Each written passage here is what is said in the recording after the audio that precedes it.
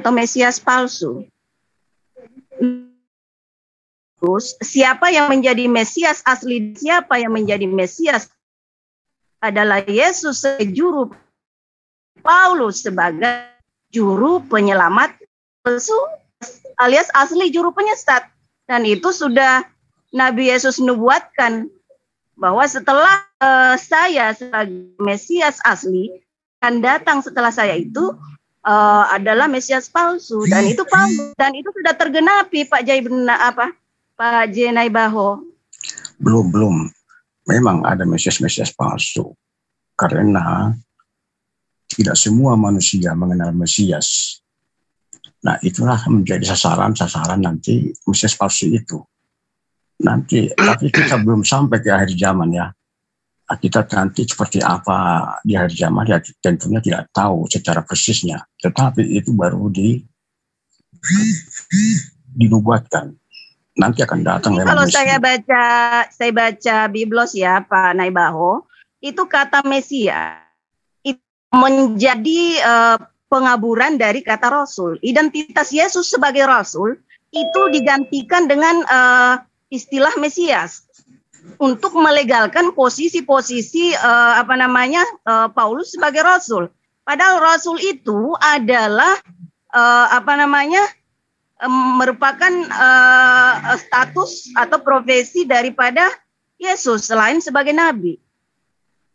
Jadi lihat aja di Bible itu berapa sih yang disebut dengan Rasul? Padahal mustahil dari triliunan manusia, Tuhan hanya mengutus berapa coba? 12 orang rasul. Mustahil. Bagaimana mungkin manusia yang begitu banyak, yang dipisah-pisah berdasarkan kaum atau sukunya, hanya diutus 12 rasul, dan itu pun semuanya bersuku atau dari kaum Nasrani. Hidup sezaman dengan Yesus. Jadi manusia sebelum dan setelah Yesus, itu apa itu? Kok nggak dikirim rasul untuk mereka? Kan nggak adil itu namanya. Ya, terus tidak adil, mau dikomplain siapa itu kalau tidak adil? Itu tidak bisa. Itu tentang angka 12 itu, ya angka sakral lah itu. 12 suku, 12 rasul. Nah, jadi itu simbol itu, angka 12 itu simbol. Bukan masalah banyaknya rasul karena berbanding melihat. Ya, itu semua angka simbol sebenarnya. Ya, orang-orang yang sudah orang ahli teologi lah, teologi lembaga formal untuk mendalami itu. Tetapi itu tidak adil, apa istilah tidak adil. Itu Yesus sudah memilih 12 murid itu untuk mengabarkan Injil. Nah, kalau diambil banyak sampai ratusan rasul di zaman itu kan manusia masih gimana ya, masih terbatas. Belum sampai seperti sekarang ini yang mungkin jumlahnya sudah triliunan. Yang sudah mati, apa yang masih hidup, kalau dijumlah itu ya nggak tahu berapa triliunan mungkin. Tetapi bukan ke situ larinya. 12 rasul itu sudah ditugaskan untuk mengabarkan Injil. Nah, untuk apa banyak-banyak rasul? Toh juga apa itu yang disebarkan kemana? Secara logika juga nggak mungkin. Di zaman itu kendaraan pun juga tidak ada. Mereka itu hanya berjalan kaki, paling juga kendaraannya itu kuda atau onta atau itu, nggak mungkin menjelajahi. Jadi saya kira tidak ada istilahnya pemahaman tidak adil. Bukan masalah tidak adilnya. Oke. Jadi antara Yesus dan Paulus, siapa yang asli di sini, Pak Janabang? Yesus Rasul, Mesias atau juru penyelamat asli, atau Paulus yang asli? Kalau murid, kalau Paulus itu kan cuman dia sebagai rasul, kata dia diberi tugas untuk mengabarkan Injil. Itulah makna rasul ya. Kalau namanya murid, semua yang sudah dibaptis itu murid Yesus. Nah, tetapi tidak semua murid Yesus diberi tugas. Yang diberi tugas untuk mengabarkan Injil itu 12 murid itu, pergilah ke segala penjuru bumi, ajarlah Injil, dan baptis dalam nama Bapa, Putra, dan Roh Kudus. Jadi mereka itu diberi.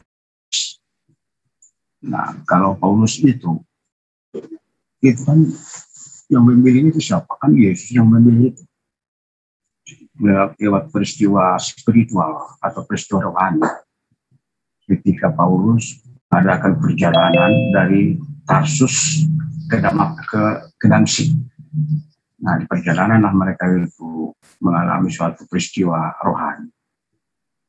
Nah, dia mendengar suara, Saulus, Saulus, mengapa engkau mengejar-ngejar aku? Nah, itulah peristiwa rohani. Jadi itu tertulis di Kisah Para Rasul. Kisah Para Rasul 9 lah itu kalau nggak salah itu. Pak Jenebahu, apa namanya? Itu kan penerima firman, penerima wahyu, ya, penerima Alkitab, penerima Kitabullah, ya, Rasul itu. Nah, siapa nama Rasul yang menerima Alkitab bernama Al-Injil 20-an abad yang lalu? Apakah Paulus? Bukan. Kalau Rasul itu sebenarnya lebih tepat itu dipilih langsung. Bukan mereka itu mengajarkan, mengabarkan. Kalau Injil itu mengabarkan firman atau menerima firman? Mengabarkan Injil itu menerima firman apa mengabarkan firman?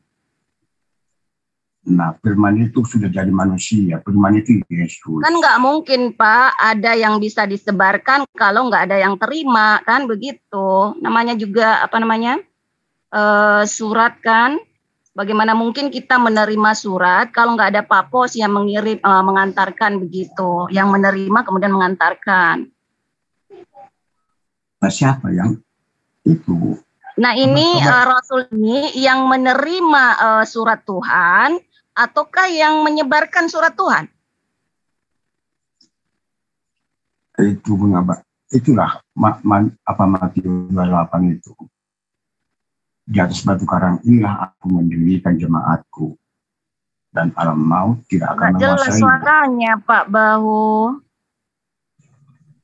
Iya, siapa itu di Injil Injil Matius 28 berapa dia?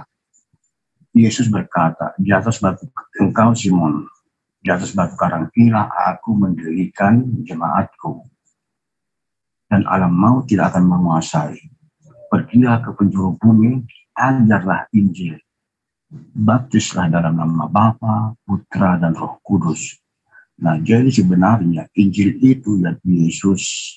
Nah, itulah ajarlah Yesus kepada orang banyak. Itulah kira-kira maksudnya itu. Karena Injil itu kan Yesus. Injil yang hidup. Yesuslah yang ditulis oleh penulisnya. Itu menurut Matius, Markus, Lukas, dan Yohanes. Nah, mereka itulah menulis. Jadi, itulah yang diajarkan. Jadi para rasul itu yang sudah dipilih oleh Yesus secara langsung. Nah, mereka itulah diberi tugas untuk mengabarkan Injil ke segala penjuru bumi. Nah, jadi tidak ada kalau rasul itu sebenarnya sama juga seperti manusia biasa, murid Yesus. Cuman mereka itu diangkat secara langsung oleh Yesus. Nah, sehingga mereka itu disebut rasul. Mereka itulah yang diberi tugas untuk mengabarkan Injil. Jadi bukan rasul ada istilah menerima, ya kan?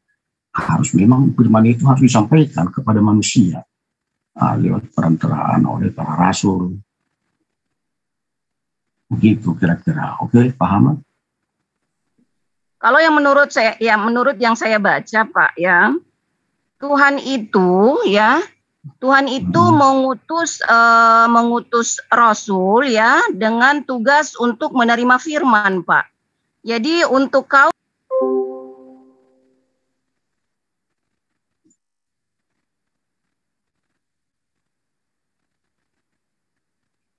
Kok break?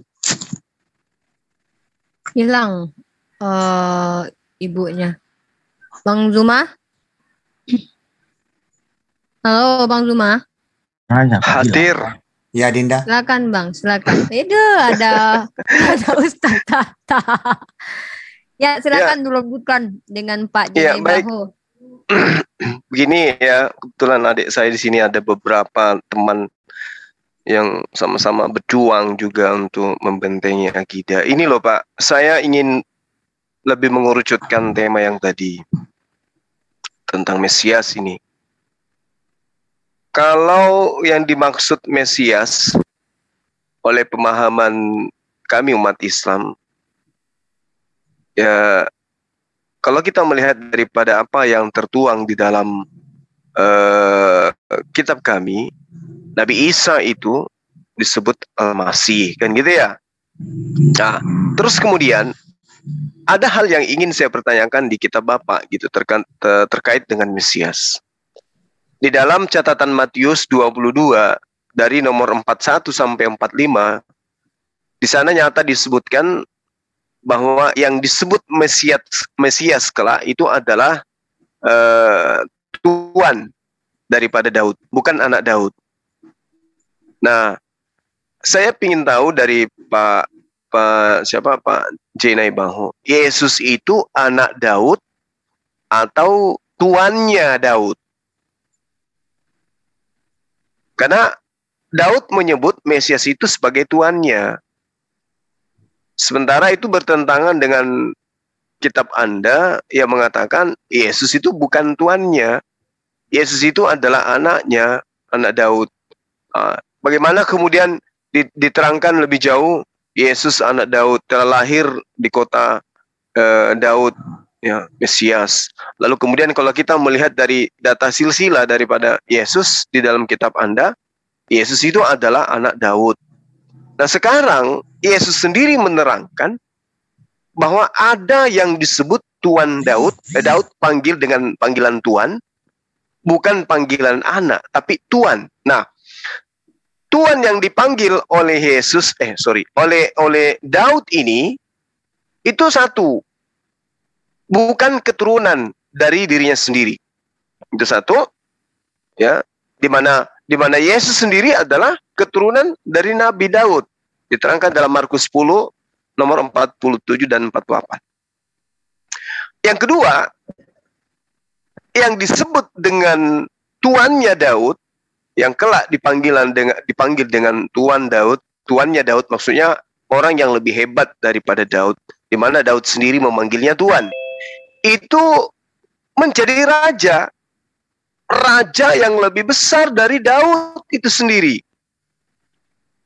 Nah, sementara Yesus itu bukan raja, serta Yesus itu adalah anak keturunan Daud. Jadi tidak mungkinlah kemudian anak cucu dipanggil kakek atau bapak oleh kakek dan bapaknya sendiri. Ya, tidak mungkin dipanggil tuan. Nggak mungkin dipanggil tuan. Yang ketiga, Mesias yang ditunggu yang tadi itu, yang pertama dia disebut sebagai tuannya Daud, yang kedua disebut sebagai raja yang hebat, ya, raja yang lebih besar dari Daud. Yang ketiga, raja ini, tuan yang dipanggil tuan oleh Daud ini, itu adalah raja yang mampu menaklukkan musuh-musuhnya. Nah, menurut Bapak sebagai orang terpelajar, apalagi orang yang memahami tentang Kristen, yang dimaksud tuannya Daud ini siapa sebenarnya? Tuan yang menjadi raja, yang menaklukkan bangsa-bangsa, menaklukkan raja-raja di luar daripada pemerintahannya, itu siapa itu, Pak Nebaho? Saya ingin tahu lebih jauh, silakan. Oke lah, kalau di zaman Daud, Yesus itu belum ada. Ya, terus? Dia belum ada. Dia masih bersifat Mesias di situ. Tetapi maksudnya Pak? Masih bersifat Mesias kan tadi sudah jelaskan, masih belum datang, masih ditunggu.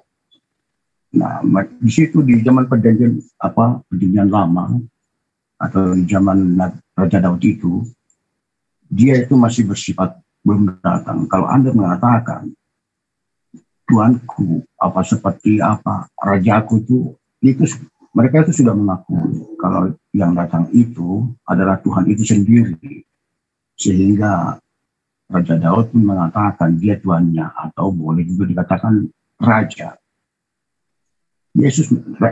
Daud memang raja, tetapi bukan raja di atas segala raja. Yesus itu bukan raja, tetapi dialah raja di atas segala raja. Nah, jadi berbeda ya. Rajanya yang predikat raja yang dimiliki Daud dengan predikat raja dengan dimiliki Yesus itu berbeda. Kalau Daud dia itu raja orang Israel, raja orang Yahudi di zamannya itu. Tetapi kalau Yesus dia itu raja di atas segala raja. Oke. Baik, sedikit Pak J. Nabaho. Jadi kalau kita berbicara supaya kita itu tidak dianggap berasumsi, kita harus berdasar data, Pak. Namun sebelum saya data, mungkin Bapak supaya menghindari penyakit ya tegang gitu ya, angkat coba tangannya Pak ke atas dua-duanya, goyangkan kiri dan kanan, kemudian pundak digoyang, lalu kemudian tarik napas dalam-dalam biar suaranya kencang gitu, matanya juga kencang. Jangan 1, 2, 3, 4, 5, 6, 7. Ayo semua goyang ya. 1, 2, 3. Jangan lupa pinggul. Ya, kiri asik. Ke kanan gitu ya. Oke. Sip. Asik. Ya, oke. Jadi begini Pak J. Nabaho. Di dalam Matius 22 Pak, nomor 41 sampai 45 itu nyata dikatakan begini. Ketika orang-orang Farisi sedang berkumpul, ya, Yesus bertanya kepada mereka. Apa kata Yesus? Wahai orang-orang Farisi, apakah pendapatmu tentang Mesias? Anak siapakah dia? Nah, kata orang-orang Farisi ini Pak, kepada Yesus, Mesias itu adalah anak Daud. Lalu Yesus berkata kepada mereka, jika demikian, bagaimanakah Daud oleh pimpinan roh dapat menyebut dia Tuhan ketika ia berkata, Tuhan telah berfirman kepada Tuanku, duduklah di sebelah kananku sampai musuh-musuhmu kutaruh di bawah kakimu. Jadi jika Daud menyebut dia tuannya, bagaimana mungkin dia itu adalah anaknya? Yesus loh Pak yang mengatakan itu. Seakan-akan ketika orang Farisi mengatakan Mesias itu adalah anak Daud, Yesus itu membantah. Bagaimana mungkin kemudian dia disebut Tuhan oleh Daud, sementara dia itu adalah anaknya. Itu satu. Kedua, di dalam Markus 12, nomor 35 sampai 37, nyata di sana dikatakan, pada suatu kali ketika Yesus mengajar di Bait Allah, ia berkata, bagaimanakah ahli-ahli Taurat dapat mengatakan bahwa Mesias adalah anak Daud? Daud sendiri oleh pimpinan Roh Kudus berkata, Tuhan telah berfirman kepada Tuanku, duduklah di sebelah kananku sampai musuh-musuhmu kutaruh di bawah kakimu. Lalu kemudian Daud sendiri menyebut Mesias ini sebagai tuannya. Bagaimana mungkin kemudian Mesias ini adalah anaknya juga? Nah, orang yang banyak yang ada pada masa itu, yang berjumlah besar mendengarkan itu serius mendengarkan pernyataan Yesus dengan mengatakan bagaimana mungkin kemudian Mesias itu adalah anak Daud, sementara Daud sendiri menyebut Mesias itu sebagai tuannya. Artinya gini, ketika kita melihat kutipan di dalam Bible, itu Yesus memberikan syarat bahwa Mesias itu adalah tuannya Daud. Dan Mesias itu bukan dari keturunan Daud. Bahkan dikatakan di situ, Mesias ini akan menundukkan musuh-musuhnya dengan bantuan Tuhan. Dengan kata lain, ya. Mesias ini adalah seorang raja yang harus lebih tinggi dari Daud, sehingga Daud kudu memanggilnya sebagai Tuhan. Gitu. Jadi kalau Anda mengatakan Yesus ada raja di atas, di mana dia menjadi raja dan apa nama kerajaannya? Dan siapa musuh-musuhnya yang dia sudah taklukkan? Sementara ciri khas dari Mesias itu adalah seorang raja yang kemudian lebih besar kerajaannya, lebih besar pemerintahannya daripada kerajaan Daud, dan tahtanya juga itu lebih langgeng daripada tahta Daud. Dan dia, ya si Mesias ini itu menaklukkan musuh-musuhnya, membuat raja bangsa-bangsa itu tunduk kepada dia. Nah, kalau ini adalah Yesus, itu mustahil, Pak.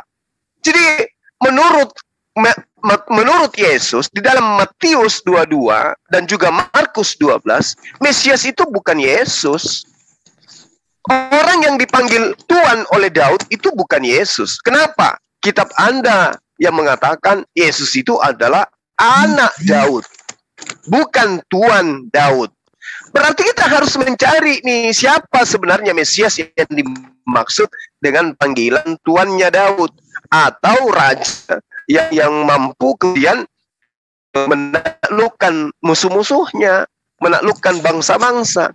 Yesus itu sudah gugur di situ, Pak. Gugur.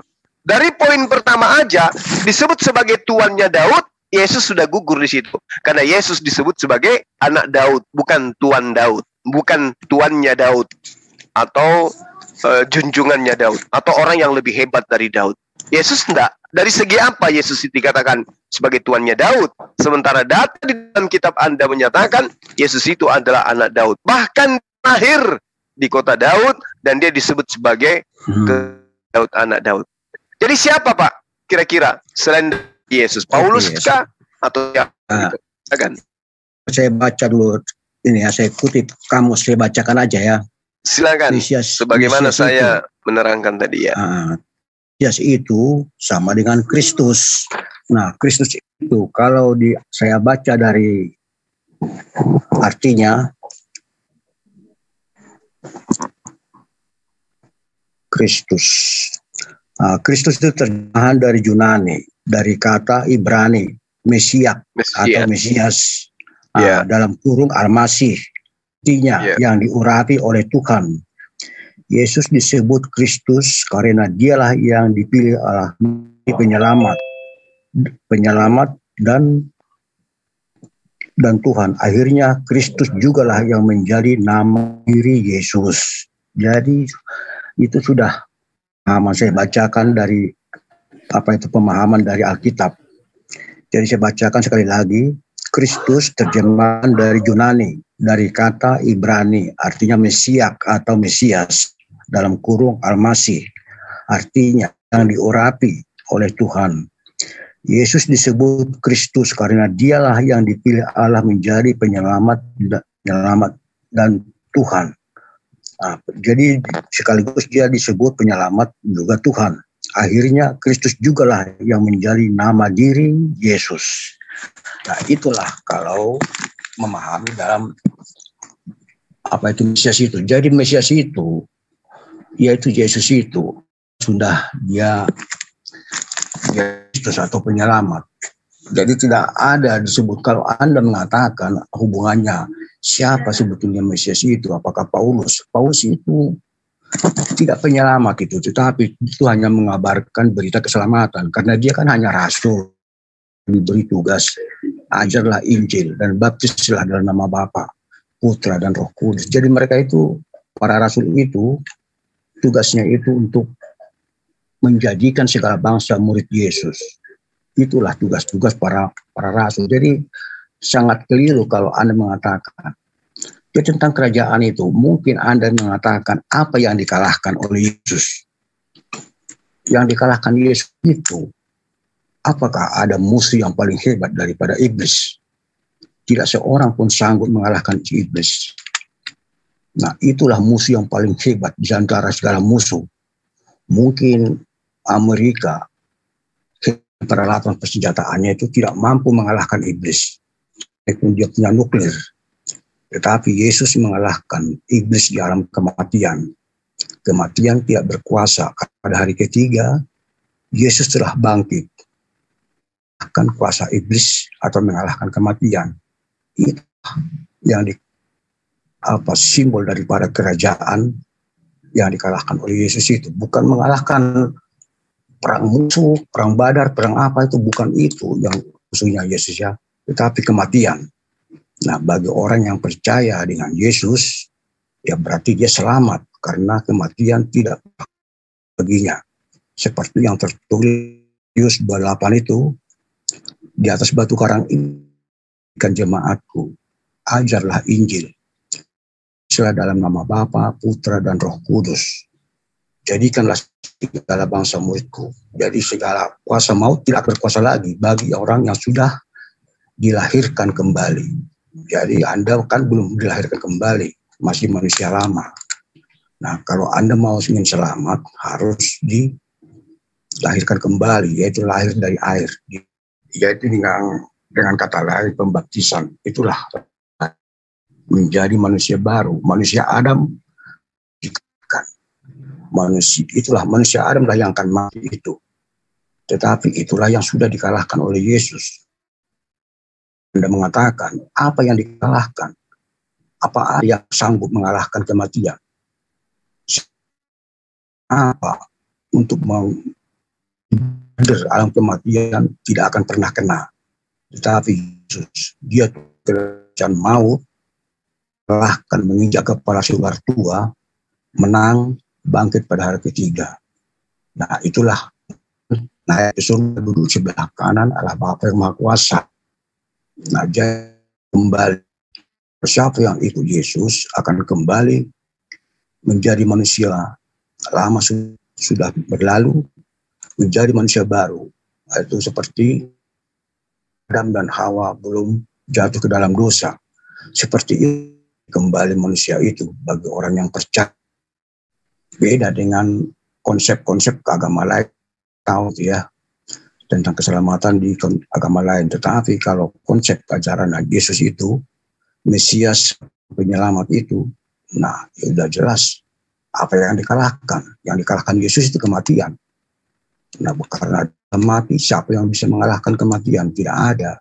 Hanya satunya manusia yang bisa mengalahkan kematian, itu hanya Yesus. Jadi sudah sangat jelas. Jadi Yesus itu, Kristus itu adalah Yesus. Tidak ada larinya ke Paulus. Paulus itu hanyalah semacam, dikatakanlah itu guru itu, guru-guru bagi orang yang beriman. Oke, paham ya? Oke, baik Pak. Jadi gini Pak, saya masih merujuk kepada pengajaran daripada Yesus ya, yang termaktub kemudian di dalam catatan Matius dan juga Matius dan juga Markus ya. Dimana kemudian terkait dengan ini, Mesias yang datang itu, saya gambarkan tadi, dia adalah Tuan dari Daud. Berarti orang ini harus punya gelar sebagai Sayyid. Ini penting Pak, supaya dipahami. Ya, ini harus memiliki titel sebagai Sayyidul Anbiya, pemimpin atau tuan para nabi. Orang ini minimal memiliki gelar Sayyidul Mursalin, pemimpin para rasul, atau minimal dia disebut Sayyid, ya, yang tuan. Apa? Ketika oknum ini yang datang kemudian Daud pun memanggilnya sebagai Sayyid, sebagai tuan, maka kita harus melihat yang memenuhi syarat ini siapa. Kan Mesias yang ditunggu itu tidak bergelar anak Daud. Karena Mesias yang ditunggu itu adalah oleh Daud, dipanggil Sayyid oleh Daud. Gelar Sayyid tuan, bukan bergelar anak. Sementara Yesus anak keturunan, kemudian disebut sebagai anak Daud. Poin pertama gagal. Yang kedua, yang disebut Mesias kemudian adalah harus raja, harus pemimpin. Dia harus menjadi tokoh utama dalam sebuah pemerintahan dan juga kerajaan. Itu penting untuk diketahui. Sayyid ini harus menjadi kepala negara, harus menjadi pemimpin spiritual. Kekuasaannya harus luas. Ya, Mesias ini harus menjadi pemimpin dari berbagai suku dan bangsa. Kenapa demikian? Karena Daud sendiri, dia adalah pemimpin juga, dia juga adalah raja, tapi hanya di tengah satu suku Israel saja. Maksud saya, dari suku bangsa Israel saja. Sementara yang dimaksud Tuhan di sini adalah sosok Tuhan yang datang setelah dia, yang menjadi pemimpin, menjadi raja di berbagai belah. Dia harus menjadi pemimpin dari berbagai suku dan berbagai bangsa. Itu poin sesuai dengan pernyataan Yesus. Jadi kita tidak mengada-ngada kemudian.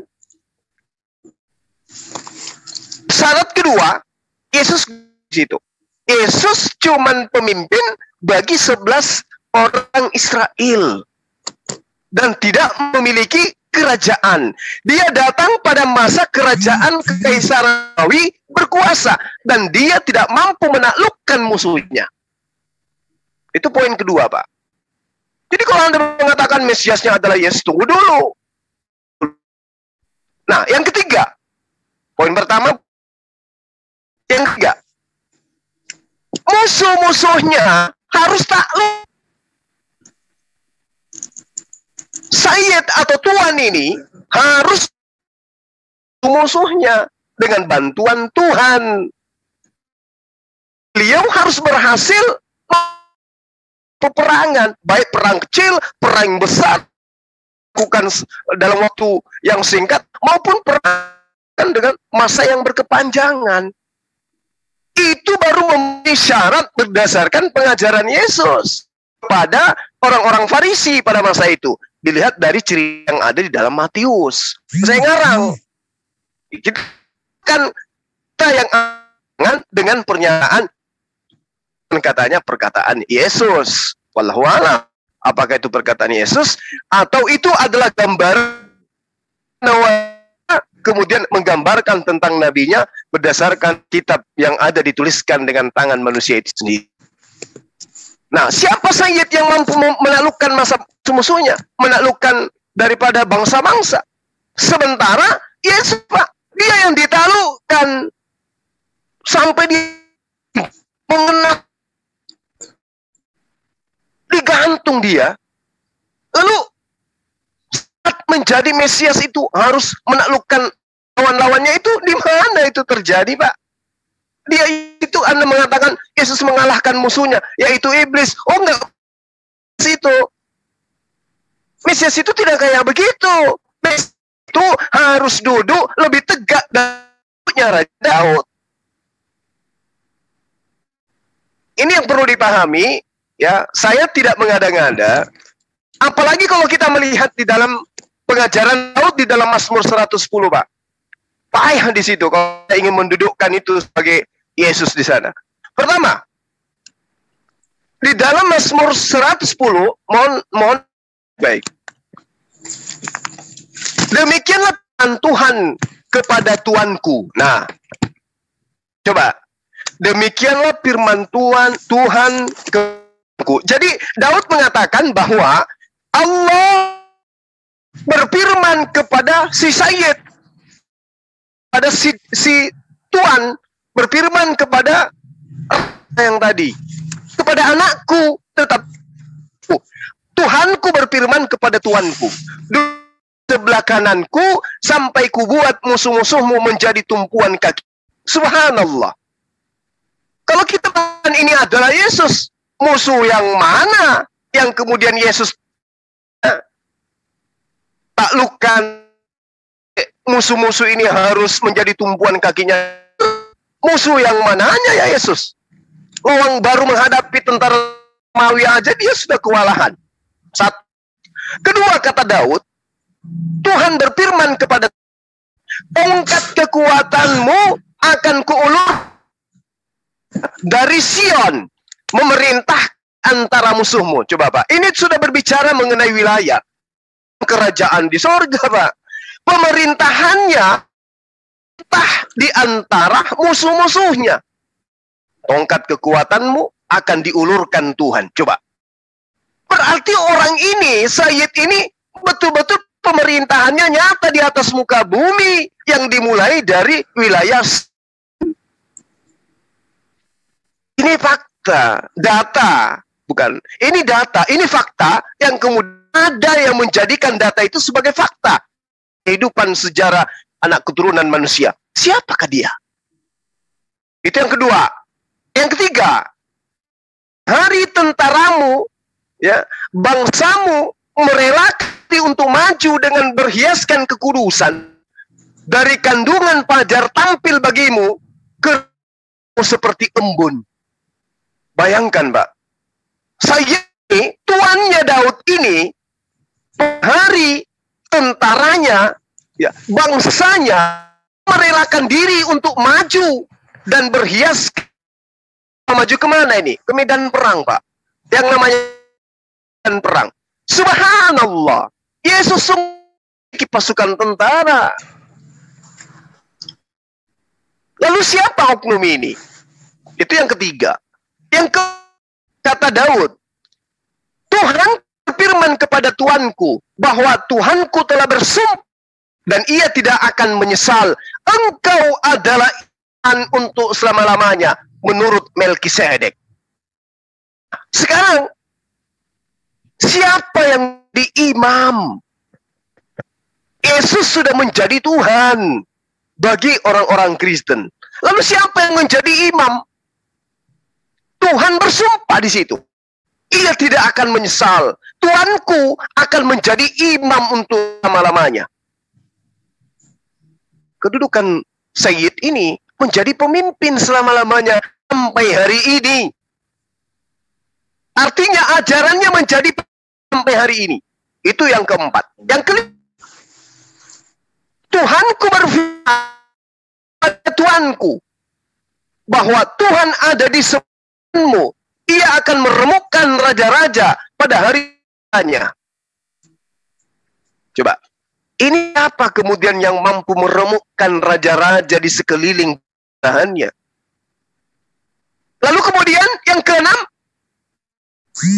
dia sang tuan ini menghukum bangsa hingga mayat-mayatnya bergelimpangan. Ia meremukkan orang-orang yang menjadi kepala dinas. Subhanallah. Siapa Sayyid? Siapa ini yang membuat kemudian hukuman terhadap bangsa-bangsa di sekelilingnya dan membuat mayat-mayat bergelimpangan? Artinya raja ini acap kali melakukan perang, musuhnya bergelimpangan. Apa ini, Pak? Ini perlu diketahui karena ini adalah hal yang diceritakan Mazmur 110 terkait dengan Mesias yang datang setelah Daud, setelah Yesus, setelah Elia. Nah, itu makanya aku bilang, ini berdasar dengan kitab Anda. Siapa dia yang dipanggil Tuhan? Yang mustahil adalah anaknya Daud. Gugur. Coba kita jujur melihat ya sejarah, histori daripada perjalanan kita selaku umat beragama. Adakah musuh yang ditaklukkan oleh Yesus? Adakah pemerintahan yang didirikan oleh Yesus? Adakah pasukan tentara yang dipimpin oleh Yesus untuk membuat mayat-mayat musuhnya bergelimpangan? Subhanallah. Saya tidak pernah menemukan itu. Saya ini orang yang belajar Bible dan saya tidak pernah menemukan Yesus pernah memiliki tentara atau pasukan perang. Saya kira begitu Pak James. Semoga Bapak bisa mencerahkan ke saya.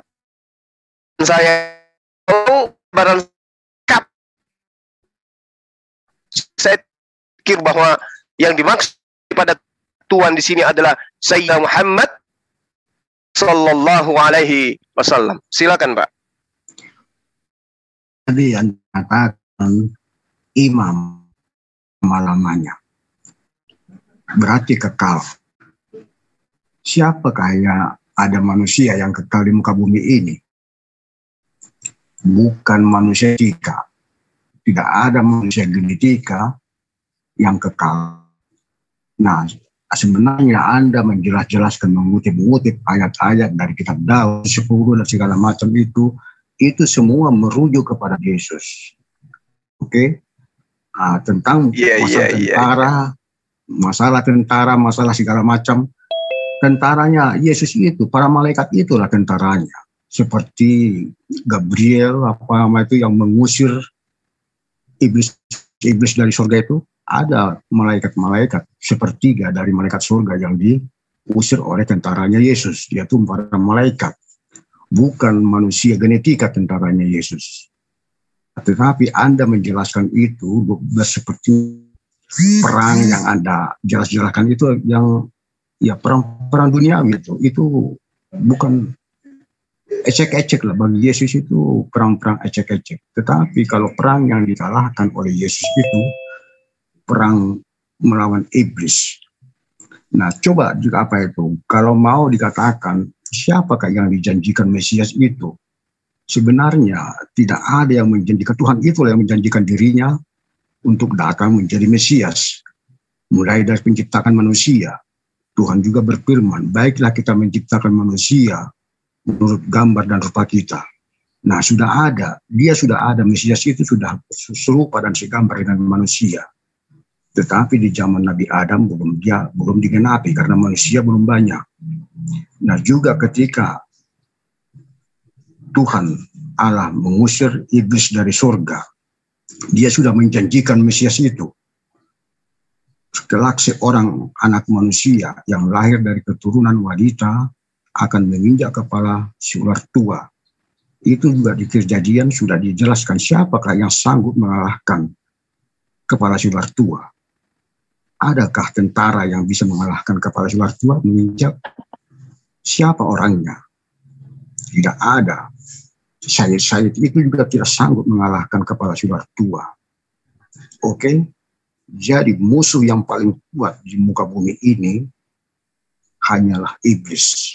Dialah tentara panglima yang paling kuat, iblis itu. Tidak ada yang bisa mengalahkan itu. Kerajaan dunia tidak ada yang sanggup. Sayyid, tuan-tuan, raja-raja tidak ada yang sanggup mengalahkan kepala si iblis. Yang bisa mengalahkan si ular tua. Seperti dikatakan oleh Yesus, janganlah engkau takut kepada orang yang bisa membinasakan tubuhmu atau ragamu. Tetapi takutlah kepada Dia yang bisa membinasakan jiwamu. Nah, iblis itu adalah roh yang tidak bisa dibunuh oleh apapun. Dilempari batu pun tidak sanggup dia, tidak kena. Karena dia roh. Tetapi siapa yang manusia? Siapakah imam yang kekal itu, yang selama-lamanya itu bisa mengalahkan memimpin untuk mengalahkan iblis itu? Jadi perperangan jelaskan itu tentara yang segala macam itu hanya bersifat duniawi. Kalau mau tapi yang mau dijelaskan oleh Yesus itu bukan mengalahkan kerajaan dunia. Dia tidak mengalahkan kerajaan dunia, tetapi dia mengalahkan kerajaan iblis. Sebab iblis sudah merebut Adam dan Hawa menjadi pengikutnya. Anda tahu, sejak zaman Nabi Adam dan Hawa sampai ke zaman Nabi Nuh, semua manusia binasa karena diserang oleh kuasa iblis. Sehingga Tuhan murka, didatangkannya lah air bah. Tidak seorang pun, hanya satu manusia saja, satu keluarga yang berkenan di mata Tuhan, yaitu Nabi Nuh. Nah, sampai di zaman Nabi Nuh pun, manusia masih dikuasai. Sehingga di zaman Sodom dan Gomora pun Tuhan membinasakan manusia dengan membakar habis kota Sodom dan Gomora. Nah, itu tidak boleh terjadi lagi berlarut-larut. Tuhan tidak mau ingin mengasihi sehingga dia menggenapi menjadi Adam yang baru. yaitu di zaman kedatangannya itu Sang Mesias sudah datang, yang mengalahkan, menginjak kepala si ular tua di alam kematian. Jadi kematian, musuh yang paling terkuat manusia, bukan manusia kematian, tetapi kematian jiwa. Tetapi kematian jiwa sudah dikalahkan di alam kematian. Bangkit pada hari ketiga, itulah kemenangan Yesus. Jadi kalau Anda bercerita-cerita siapa yang dikalahkan oleh Yesus, ya sudah jelaslah. Si iblis lah yang sudah dikalahkan itu. Nah, tetapi kalau Anda tidak percaya dengan kekuatan yang dimiliki oleh Yesus mengalahkan si ular tua, ya Anda akan binasa. Nah, sebab Anda menolak mengikuti sang gembala atau sang imam yang bisa memimpin umat manusia masuk ke dalam kerajaan surga. Nah, itu tergantung pilihan Anda ya. Jadi Anda sudah, semua yang Anda jelaskan itu memang secara logika ya bisa diterima akal. Tetapi kalau berbicara tentang kemesiasan yang sudah saya definisikan tadi, saya bacakan, dialah bersifat penyelamat. Jadi kerajaan yang dipimpin oleh Yesus itu sifatnya untuk menyelamatkan jiwa, bukan menyelamatkan raga ya, tapi menyelamatkan jiwa. Itulah yang tadi sudah saya bacakan tentang Mesias atau Kristus. Oke? Jadi semua yang Anda jelaskan itu hanya Anda tidak paham siapa Mesias itu sebenarnya. Mesias itu ialah Yesus itu, dan dialah Tuhan yang sudah berjanji kepada iblis akan meremukkan kepala si ular tua, yang menciptakan manusia serupa dan segambar dengan rupanya Tuhan itu sendiri, dan sudah digenapi dalam diri Yesus Kristus Tuhan. Oke, terjawab? Baik, makasih Pak J. Naibaho. Cuman yang saya dengar, ini Bapak seperti lagi bercerita sesuatu yang horor gitu ya. Kayak kita lagi dalam ruangan, matikan lampu semua, terus Bapak ngucap kata per kata, itu membuat kita merinding. Tapi tidak ada poin yang benar-benar tepat sasaran terhadap apa yang sedang kita bahas. Bapak seperti mengingatkan saya yang bernama bom-bom. Ya, ceritanya kayak ceritanya ngebom, tapi ya cuman suara yang ada, gerakan getaran nggak ada gitu Pak. Begini, kalau yang dikatakan menyelamatkan, yang dilakukan oleh Tuhan pertama kali itu adalah menyelamatkan raga, membebaskan Israel dari perbudakan. Itu raga Pak yang dibebaskan. Nah, coba kita lihat. Kalau yang Anda katakan itu raja yang membebaskan dari serangan-serangan iblis, Masya Allah Pak, iblis masih menggerogoti manusia sampai hari ini. Artinya, ya kerajaan yang dibangun kemudian dalam konsep iman Bapak terkait dengan Yesus adalah raja yang mampu mengalahkan iblis. Ya sangat disayangkan bagaimana pendeta dengan pendeta rebutan janda. Itu fakta loh. Pendeta dengan pendeta ributan donasi. Itu fakta. Lalu kemudian kalau dikatakan setannya dikalahkan dan pengikut-pengikut penyembah terhadap Yesus ini menang, ya saya harus mengatakan bahwa itu adalah hoax. Karena itu tidak terbukti. Nah, sementara data demi data yang disajikan oleh kitab Bapak, yang Bapak imani bahkan sebagai firman Tuhan, justru bertentangan dengan fakta yang ada di lapangan. Memang sulit diterima, tapi itulah kenyataannya. Sekali lagi di data. Di dalam Kisah Para Rasul yang konon data ini dituliskan oleh pengikut Paulus atau asisten Paulus. Kisah Para Rasul 3 nomor 22, 23, 24, 25, 26. Saya bacakan Pak. Bukankah telah dikatakan di kitab Musa, Tuhan akan seorang nabi dari antara saudara-saudaramu, sama seperti aku, dengarkanlah dia dalam segala sesuatu yang akan dikatakannya kepadamu. Seorang nabi akan dibangkitkan di antara saudara-saudara Bani Israel. Saudara Bani Israel adalah Bani Ismail. Poin pertama, Tuhan akan membangkitkan seorang nabi. Pertama, akan terjadi bahwa seorang yang tidak mendengarkan nabi itu akan dibasmi dari umat kita. Jadi nabi ini datang untuk membasmi orang-orang yang melawan dan menjajah daripada konsep yang dia bawa. Kalau ini adalah Yesus, apakah Bapak ingin mengimani bahwa Yesus itu adalah nabi? Kalau ini adalah Yesus, apakah Yesus membantai, membasmi orang-orang Yahudi yang tidak mau menerima dia sebagai Tuhan? Tidak ada data itu, Pak. Malah dia yang dibasmi dengan cara mati di atas tiang salib. 2. Yang ketiga, semua nabi yang pernah berbicara, mulai dari Samuel dan sesudah dia, itu telah bernubuat tentang zaman ini.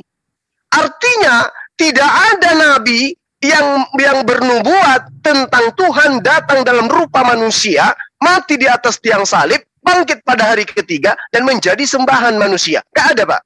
Yang dinubuatkan oleh para nabi kemudian adalah lahirnya sosok nabi yang mengajarkan manusia seantero jagat raya datang bersujud di hadapan Allah. Siapa nabi tersebut? Kedua, dia akan datang menegakkan daripada aturan-aturan mainnya Tuhan. Ketiga, dia akan datang mengingatkan perkataan-perkataan para nabi, termasuk perkataan Yesus itu sendiri. Yang keempat, dia akan menaklukkan bangsa-bangsa dengan memberikan perintah dan juga larangan, yang mana perintah dan larangan itu berasal dari Tuhan. Siapa? Sementara Kristen hari ini yang menuhan Yesus berdasar terhadap perintah Paulus in the gang. Keempat, kamulah yang mewarisi mendapat bagian dalam perjanjian yang diadakan Allah, dan kita berfirman kepada Abraham, oleh keturunanmu semua bangsa di muka bumi akan diberkati. Bayangkan, Pak, dari keturunan Abraham, sementara Yesus katanya, kemarin itu saya dengan pendeta Gary, dia tidak mau Yesus itu disebut sebagai keturunan manusia, karena tidak lahir dari laki-laki. Sementara di kitab Anda, jelas yang dikatakan keturunan adalah yang berasal dari laki-laki Abraham. Yesus gugur lagi di situ, Pak. Lagi-lagi yang masuk kategori ini adalah sosok nabi yang datang setelah dia. Saya nggak mau nyebut nama, ntar ada yang pingsan atau kena serangan jantung akibat kejang-kejang.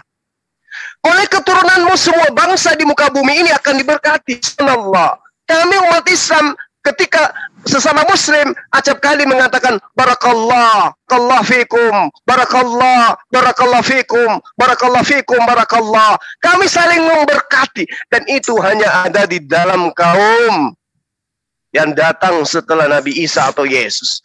Yang terakhir, bangkitkan hambanya dan mengutusnya kepada kamu supaya ia memberkati kamu dengan memimpin kamu masing-masing kembali dari segala kejahatanmu. Subhanallah. Jadi kan ini adalah hamba Tuhan. Tuhan. Apakah Anda ingin mengatakan Yesus? Berarti Yesus itu hamba Tuhan? Berarti celakalah Anda yang menyembah hamba Tuhan. Subhanallah. Bangkitkan artinya dilahirkan, diciptakan, seorang hamba kepada manusia untuk menyampaikan kebenaran kepada Bani Israel, memberkati Bani Israel, lalu kemudian masing-masing dari Bani Israel dipimpin kembali kepada kebaikan dari kejahatan mereka. Mereka diajak kemudian kembali kepada hukum Tuhan, Bani Israel. Sementara ajaran Kristen itu diajarkan untuk non-Yahudi. Sementara ajaran ini diperuntukkan juga kepada orang Yahudi. Jadi Kristen mengatakan itu adalah ajaran Yesus. Poin sederhananya, Pak. Kristen adalah ajaran yang diperuntukkan kepada mereka yang tidak bersunat. Bukan diajarkan untuk Bani Israel. Sementara Islam dikatakan dalam Kisah Para Rasul 3 nomor 26 bahwa Nabi ini yang dibangkitkan sebagai hamba Allah itu akan memberkati Bani Israel dan memimpin orang Israel kembali kepada segala kejahatannya. Artinya Bani Israel yang meninggalkan hukum Tuhan dengan adanya hukum yang dibawa oleh Nabi yang penegak perintah ini akan mengajak mereka kembali kepada hukum Tuhan yang mereka tinggalkan. Pertanyaan saya kepada saudara saya nih, Pendeta J. Naibaho, siapakah yang kemudian raja yang datang setelah Daud yang mampu pemerintahan dan juga mampu menaklukkan bangsa-bangsa di sekelilingnya? Silakan, saya sambil makan. Lanjut. Oke. Anda mengutip kisah para rasul, Nabi yang kubangkitkan. Di mana itu tertulis ada nubuat di kisah para rasul Nabi akan dibangkitkan. Tetapi itu mungkin itu tertulis di kitab bilangan, di kitab Ulangan 20:18. Memang di situlah tertulis seorang nabi akan kubangkitkan dari antara kamu. Nah, itu tertulis di kitab Ulangan 18, bukan di kitab para rasul. Nah, tapi nggak tahu siapakah nabi itu. Jikalau Anda mengatakan ada nabi memang bangkit di kitab Ulangan itu, di situ punya dimensi dua. Nabi yang di dalam mulutnya berkata-kata manis itu Yesus. Tetapi ada juga nabi di kitab Ulangan itu dimensi lain. Dia nabi itu nubuat atau ya bernubuat, tetapi nubuatannya itu tidak pernah terlaksana. Nabi itu harus mati. Nah, itulah yang Anda kutip itu. Tetapi kalau nabi yang dijanjikan Ulangan itu, Ulangan 18, atau kedatangan sang Mesias, itu sudah dijanjikan. Itulah nabi yang akan datang, atau yang dijanjikan akan datang. Nah, jadi lagi-lagi kembali kepada Mesias itu. Tidak ada Mesias lain yang misinya dunia seperti yang dikabarkan oleh malaikat Gabriel. Hari ini telah lahir bagimu seorang kota Daud di kandang Bethlehem, Yesus Kristus Tuhan. Itu malaikat surga, para gembala di padang rumput.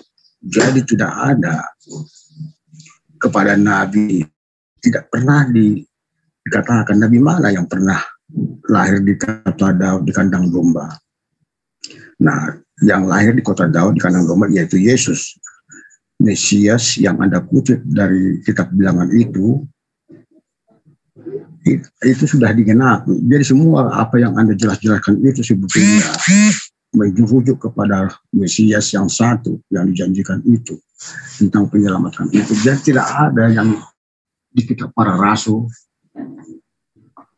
Mana ada, nggak ada lagi setelah Yesus itu sudah tidak ada lagi, nabi pun tidak ada, rasul pun tidak ada, sebab Yesus sudah berkata, sudah mengunci, jikalau ada Injil yang lain berbeda dengan kitab yang sudah kuberikan kepadamu, maka kutuklah dia. Nah, lalu kalau ada setelah Yesus naik ke surga, kitab apa lagi yang diajarkan lagi? Dari mana sumber kitab-kitab itu ada? Sebab kitab itu kalaupun ada, terkutuklah dia. Itu sudah dikunci, sudah tidak ada lagi. Nabi pun sudah dikunci. Setelah ini ada nabi, tapi nabi palsu atau Mesias palsu. Nah, yang ada itu Mesias palsu. Setelah Yesus itu naik ke surga, sudah tidak ada lagi nabi. Kitab suci pun sudah tidak ada lagi. Lalu kitab suci apa lagi yang ada? Nah, jadi sudah semua tergenapi di dalam diri Yesus. Yang Anda jelaskan itu sebetulnya Mesias itu hanya Yesus yang misinya misi penyelamatan. Ada terlalu banyak menjelaskan itu panjang lebar sebenarnya, tetapi intinya Anda tidak dapat. Tetapi Anda justru mengatakan saya mengatakan ini dan itu, isinya tidak ada, kosong atau hoak. Nah, jika Anda mengatakan hoak tentang kebangkitan Yesus, tentang kematian Yesus, Nah, apakah manusia itu mati, langsung go to the hill? Nah, tidak mungkin. Tapi kalau tidak ada manusia yang bangkit dari antara kematian, berarti manusia seluruhnya mati langsung ke neraka, mati langsung ke neraka. Itulah yang Anda maksud. Tetapi karena di dalam ajaran Alkitab, Sang Mesias yang menginjak kepala sular tua mati, tetapi maut tidak berkuasa. Mati, bangkit, dialah yang dikalahkan. Itu semua rekonsiliasi. Jadi yang dikalahkan oleh Yesus itu di atas kematian, penyaliban itu adalah penebusan dosa warisan. Jadi dosa warisan itu tidak bisa ditebus oleh siapapun, kecuali harus diambil lagi. Karena iblis sudah mengambil Adam dan Hawa dari taman Firdaus, terbuang ke bumi, tetapi Tuhan tidak rela keturunan Adam dan Hawa menjadi binasa. Dialah yang sudah berjanji atas dirinya, yang lahir dari peristiwa dari keturunan wanita, yaitu Bunda Maria. Dialah yang mengalahkan kematian itu. Jadi tidak ada nabi-nabi lain lagi ya. Yang nggak tahu kalau Anda mengimani iman yang berbeda, nggak tahu kalau itu hak personal lah itu. Tetapi kalau di dalam ajaran Yesus, di dalam Alkitab, setelah Yesus, misinya di dunia itu tidak ada lagi nabi, tidak ada lagi kitab. Kalaupun ada nabi, dia hanyalah nabi palsu. Kalaupun ada kitab, itu pun pasti kitab yang berbeda. Sebab itu sudah dikunci semua. Oke? Jadi sekali lagi, tidak ada yang sia-sia tentang kematian Yesus. Jika tidak ada yang bangkit dari dalam kematian, maka manusia mati langsung go to the hill. Itu jangan sampai terjadi. Oke? Jelas? Keselamatan?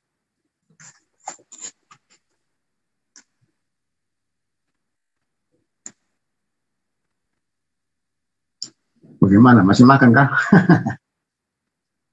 Oh, sorry. Jadi makan dulu lah. Udah. Apa yang Bapak jelaskan barusan itu sama sekali tidak membantah data yang saya sajikan.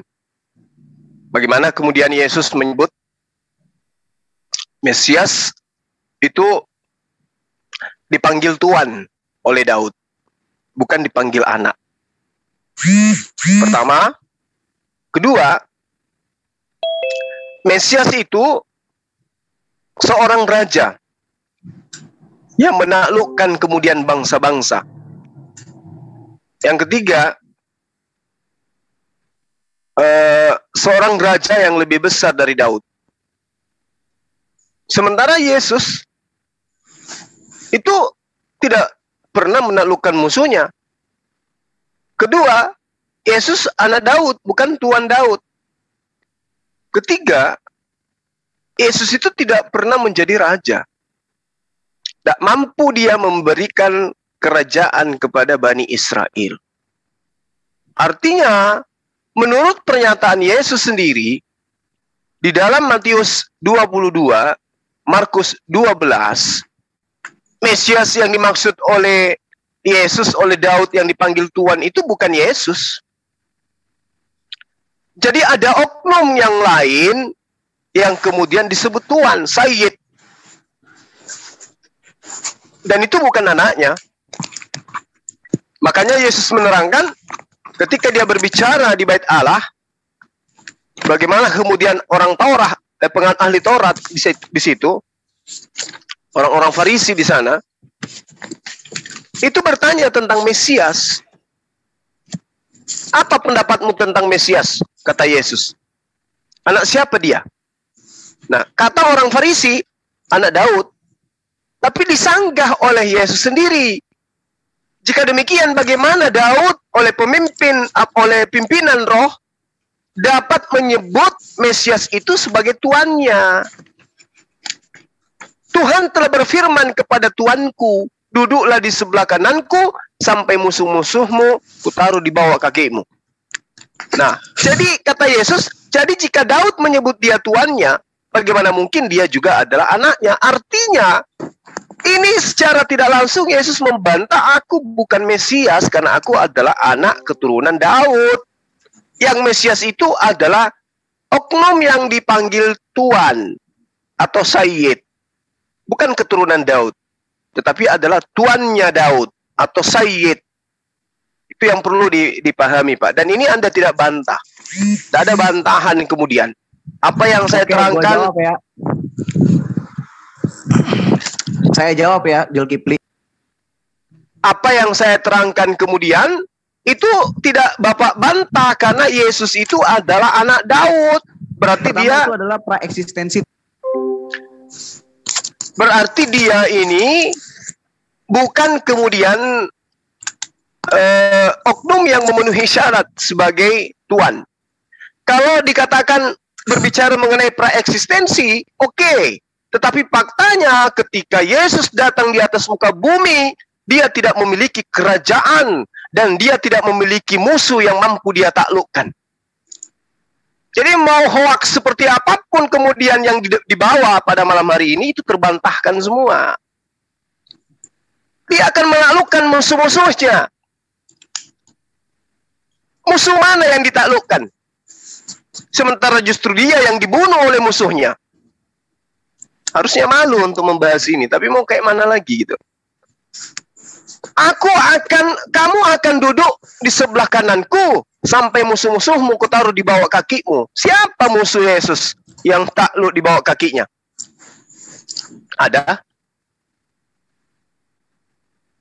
Nggak ada itu, Pak.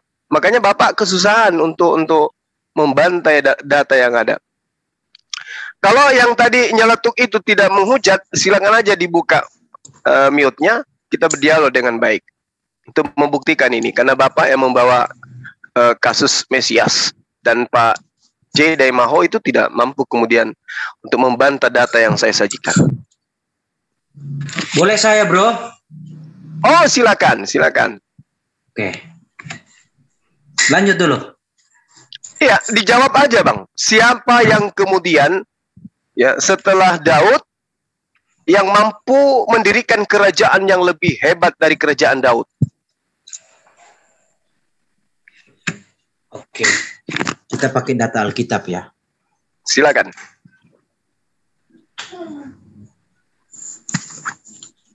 Ya, yang bro harus tahu itu bukan kerajaan yang seperti bro pahami adalah kerajaan dunia. Ini berbicara tentang kerajaan surga. Oke, nanti kita lihat. Oke. Ya.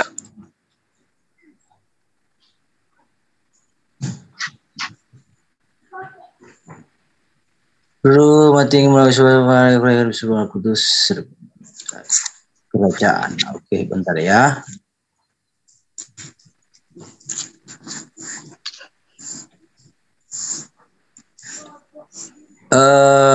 Pak siapa ya yang tadi? Pak J. Daimaho. Iya, iya, iya.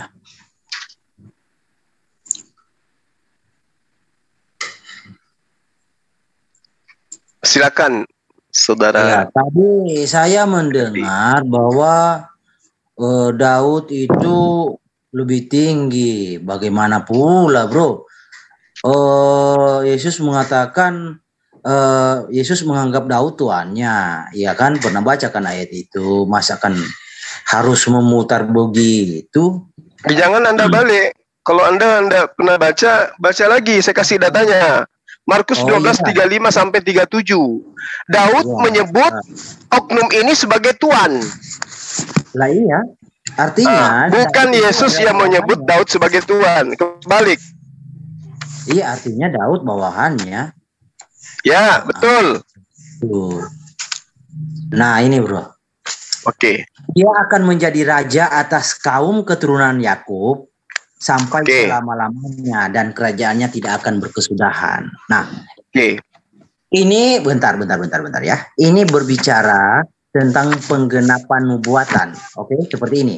Nubuatannya di sini. Baik, bentar ya.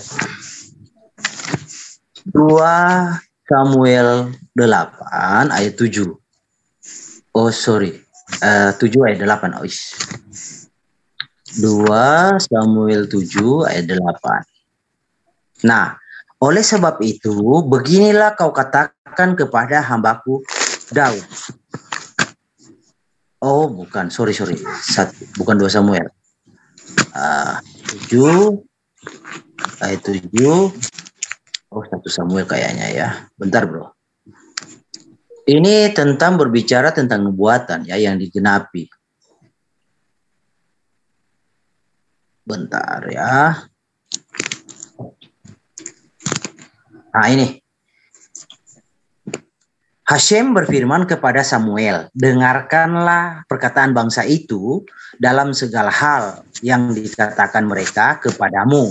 Sebab bukan engkau yang mereka tolak, tetapi akulah yang mereka tolak, supaya jangan aku menjadi raja atas mereka. Nah ini Yesus itu adalah penggenapan nubuatan, yaitu Hashem akan datang dan akan menjadi raja. Dia memerintah dengan kerajaan surga. Nah seperti itu ini buatannya. Nah itu semakin terang juga di sini ya. Zakaria 14 ayat 9. Nah, maka Hashem akan menjadi raja atas seluruh bumi. Pada waktu itu Hashem adalah satu-satunya dan namanya satu-satunya. Nah, Yesus itu Oke, ya. Jadi apa yang kemudian saudara sajikan itu hanya cocokologi terhadap kitab orang untuk mendudukkan oknum Yesus yang Anda tuhankan yang sama sekali ditolak. Anda malu di situ. Ya. Kemudian apa yang sahabat saya ini uraikan?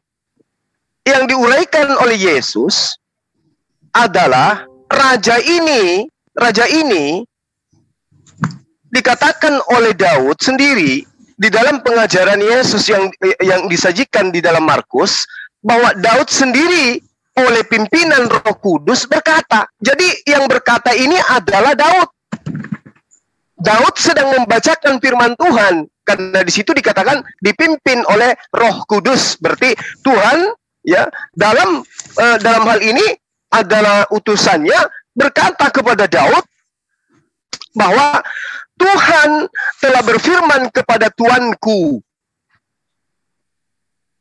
Artinya Daud mengatakan, Tuhanku berfirman kepada Tuanku, duduklah di sebelah kananku, sampai musuh-musuhmu kutaruh di bawah kakimu.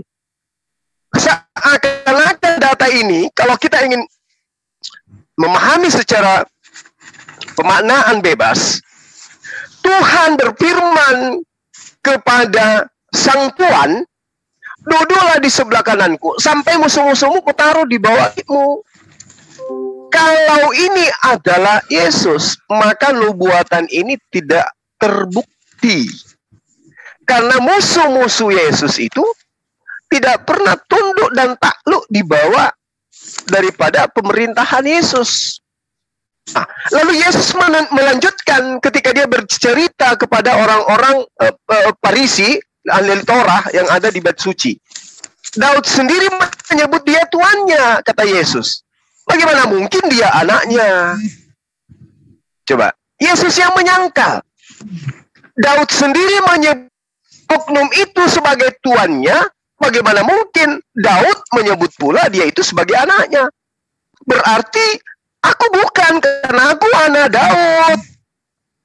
Yang menjadi Mesias pengganti kerajaan Tuhan itu, yang diberikan kepada raja-raja keturunan Yakub, diambil alih oleh oknum yang di tangannya, yang di kakinya, musuh-musuhnya ditaklukkan atas bantuan Tuhan. Duduklah di sebelah kananku, sampai musuh-musuhmu kutaruh di bawah kakimu. Artinya, di dalam keberlangsungan daripada oknum ini, di dalam kehidupannya, itu bersama dengan Tuhan, dengan bantuan Tuhan, di dalam menaklukkan musuh-musuhnya. Kalau Anda mengatakan itu adalah Yesus, musuh mana yang Yesus taklukkan? Yang mana musuhnya? Satu murid Yudas tidak mampu dia taklukkan. Apa yang digenapin? Jadi nggak usah lari-lari ke kitabnya agama lain. Di pernyataan Yesus aja dulu, dia sudah gugur. Sampai musuh-musuhmu ku taruh di bawah kakimu. Artinya, musuh daripada Yesus harus tunduk kepada Yesus. Apa faktanya? Ada. Dia menaklukkan bangsa-bangsa. Ada dia kemudian bisa menaklukkan orang-orang di luar keyakinannya. Untuk supaya dia jadi pengikutnya. Gak ada. Bahkan ke-12 muridnya, satu murid yang nggak bisa kemudian ditaklukkan oleh Yesus. Saya kira begitu Bang Herdi. Jadi data yang Anda sajikan itu tidak ada sambungannya, tidak ada korelasinya dengan Yesus.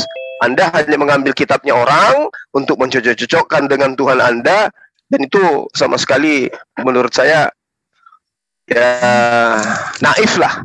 Silakan. Oke. Kitabnya orang bagaimana, bro? Oh, itu kitabnya Yahudi itu Bang Herdi. Astagfirullah. Saya kok astagfirullah? Maksudnya Bang Herdi sudah usia segini belum sadar kalau perjanjian lama yang dari Septuaginta itu kitabnya Bani Israel. Bro, Anda ngomong ya? Saya mendengar. Boleh nggak gantian? Lah, kita sudah gantian. Abang ngomong, saya ngomong. Saya ngomong, abang ngomong, gitu aja. Iya, dengar. Saya mau bicara, kita gantian, bro. Santai aja. Iya, silakan. Okay? Iya, Anda yang santai, relax. Kita dialog. Ya, kalau Anda ya, dialog kayak begini tuh biasa. Saya hanya silakan, Bang. Kita diskusi kayak emak-emak di pasar, bro. Oh, jangan salah. Berarti Anda tidak pernah kuliah. Orang-orang intelek, orang-orang ilmiah di dalam berdiskusi itu kayak begitu, Bang. Tergantung materi, tergantung cara penyampaian, tergantung dari muatan penyampaian. Yang emak-emak itu yang berbicara mengenai kutu, sisir, yang kayak begitu. Ini kita sedang berdialog ilmiah, Bang. Nah, kalau saya metodenya kayak kamu tabrak-tabrakan, mana ada manfaatnya, bro? Ya, daripada pelan-pelan, tapi yang disajikan tidak rasional, apa gunanya? Oh, siapa bilang tidak rasional? Saya bawa data, bro. Rasionalnya di mana ketika Anda mengatakan bahwa kitabnya Yahudi itu sebagai kitab Anda? Rasionalnya di mana? Saya melihat, bro, ketakutan ketika saya ambil ini. Coba, rasionalnya di mana? Saya melihat, bro, ketakutan ketika saya bicara. Kenapa begitu? Kok ketakutan, Bang? Iya, makanya. Apa yang saya takutkan terhadap Anda kira-kira? Saya hanya tidak ingin saudara saya berkhotbah pepesan kosong, gitu loh. Artinya kalau tidak ketakutan, biarkan saya menjelaskan, menjawab, bawa data, begitu, bro. Kan Anda tadi bertanya, kenapa Anda mengatakan itu bukan kitab saya? Saya timpali, saya jawab, memang itu bukan kitab Anda.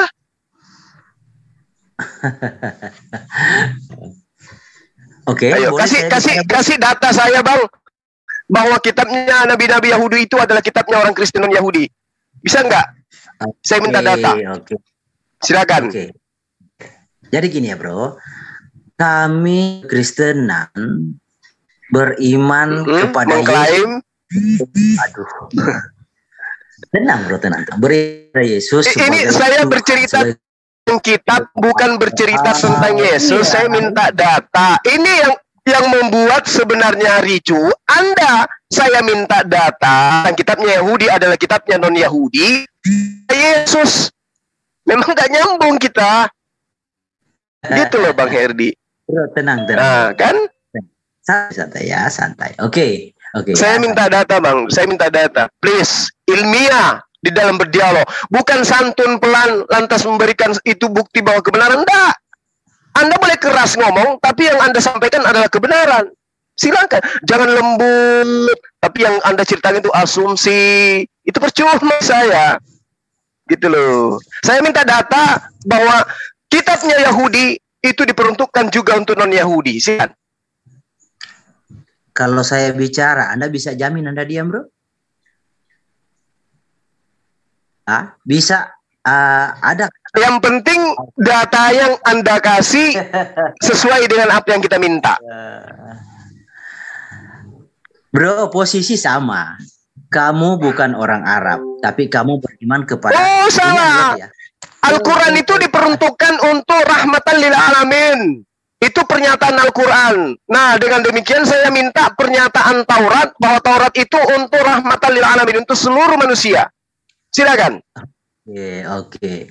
Jadi karena Abraham seluruh bangsa mendapat berkat, oke? Saya minta Taurat bukan Abraham. Ya Taurat memang ya, untuk silakan. Israel jalankan, bro. Ya, kalau Taurat untuk Israel, ngapain juga Islam sunat-sunat? Emang Arab itu Islam? Saya minta Taurat itu untuk Bani manusia, Bani Adam. Ada nggak, Bang? Taurat memang khusus untuk Israel hukum. Nah, udah. Makanya saya nyolot karena Anda ya mengkantor pernyataan bahwa Anda menggunakan kitab agama orang lain. Udah Anda jawab sendiri sekarang.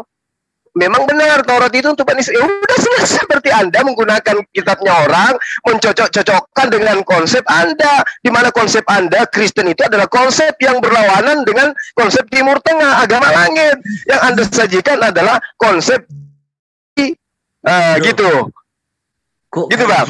Keadaanmu, saya prihatin, bro, dengan keadaanmu.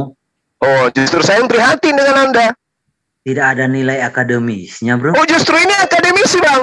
Saya dalam berdialog, kadang saya ambil pulpennya dosen saya suruh duduk diam di kursi, Anda duduk di kursi saya, Pak. Biar saya terangkan di atas meja. Tepuk tangan teman-teman saya. Karena yang saya sajikan adalah data ilmiah.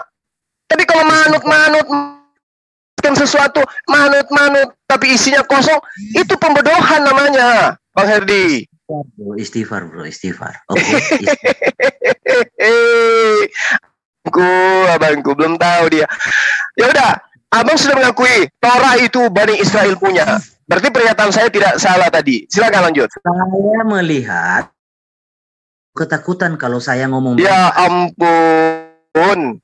Berani nggak? Ya Allah. Berani tidak kamu biarkan saya bicara? Berani nggak? Saya bukannya nggak berani, Bang. Kita sedang berdialog.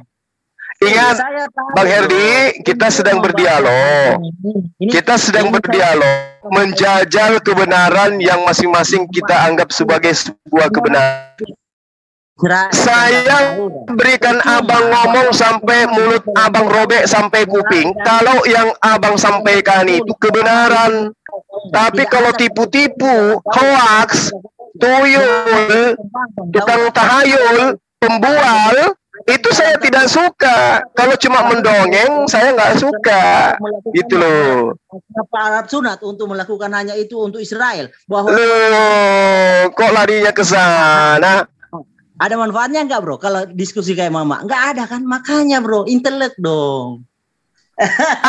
Abang, dengarkan Bang Herdi. Bang Herdi, yang saya minta pernyataan, data, dalil. Adalah sesuatu yang dinubuatkan Tuhan adalah bangsa pesina. Nah, itu berarti Anda nggak nyambung. Karena data yang saya minta tentang Taurat.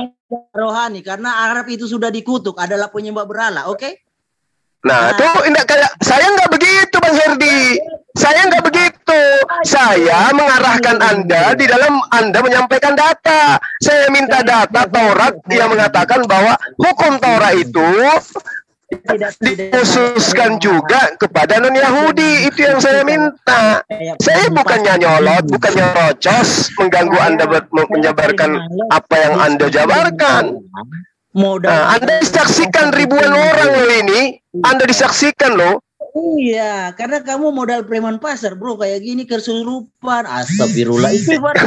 Ya udah. Silakan poin yang Anda ingin sampaikan. Oke, saya ngalah. Silakan. Jadi malam ini sesinya kita membual saja. Silakan. Oke. Ayo, mari kita membual. Ayo, silakan Bang. Silakan. Abang yang membual duluan. Nanti saya nyusul. Silakan.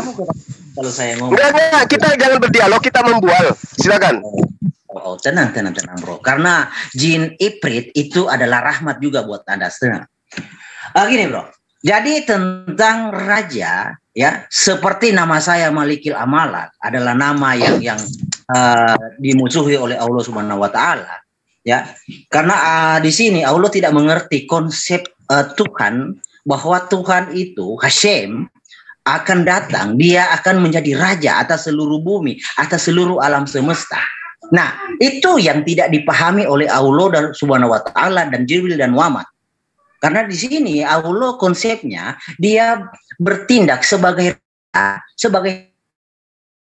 tidak tahu apa arti raja, tidak tahu arti kata raja, bahwa adalah sosok, adalah bentuk. Nah, di sini yang tidak dimengerti oleh Allah. Oke, saya ajari apa itu. Itu Anda menghujat loh itu, Bang Herdi. Anda menghujat loh itu.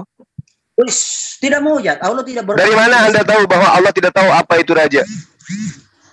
Kalau Allah tahu, bagaimana pula Allah itu menyatakan dia tidak berbentuk, tidak serupa. Oke. Lalu Anda mau pahami kata raja secara etimologi apa?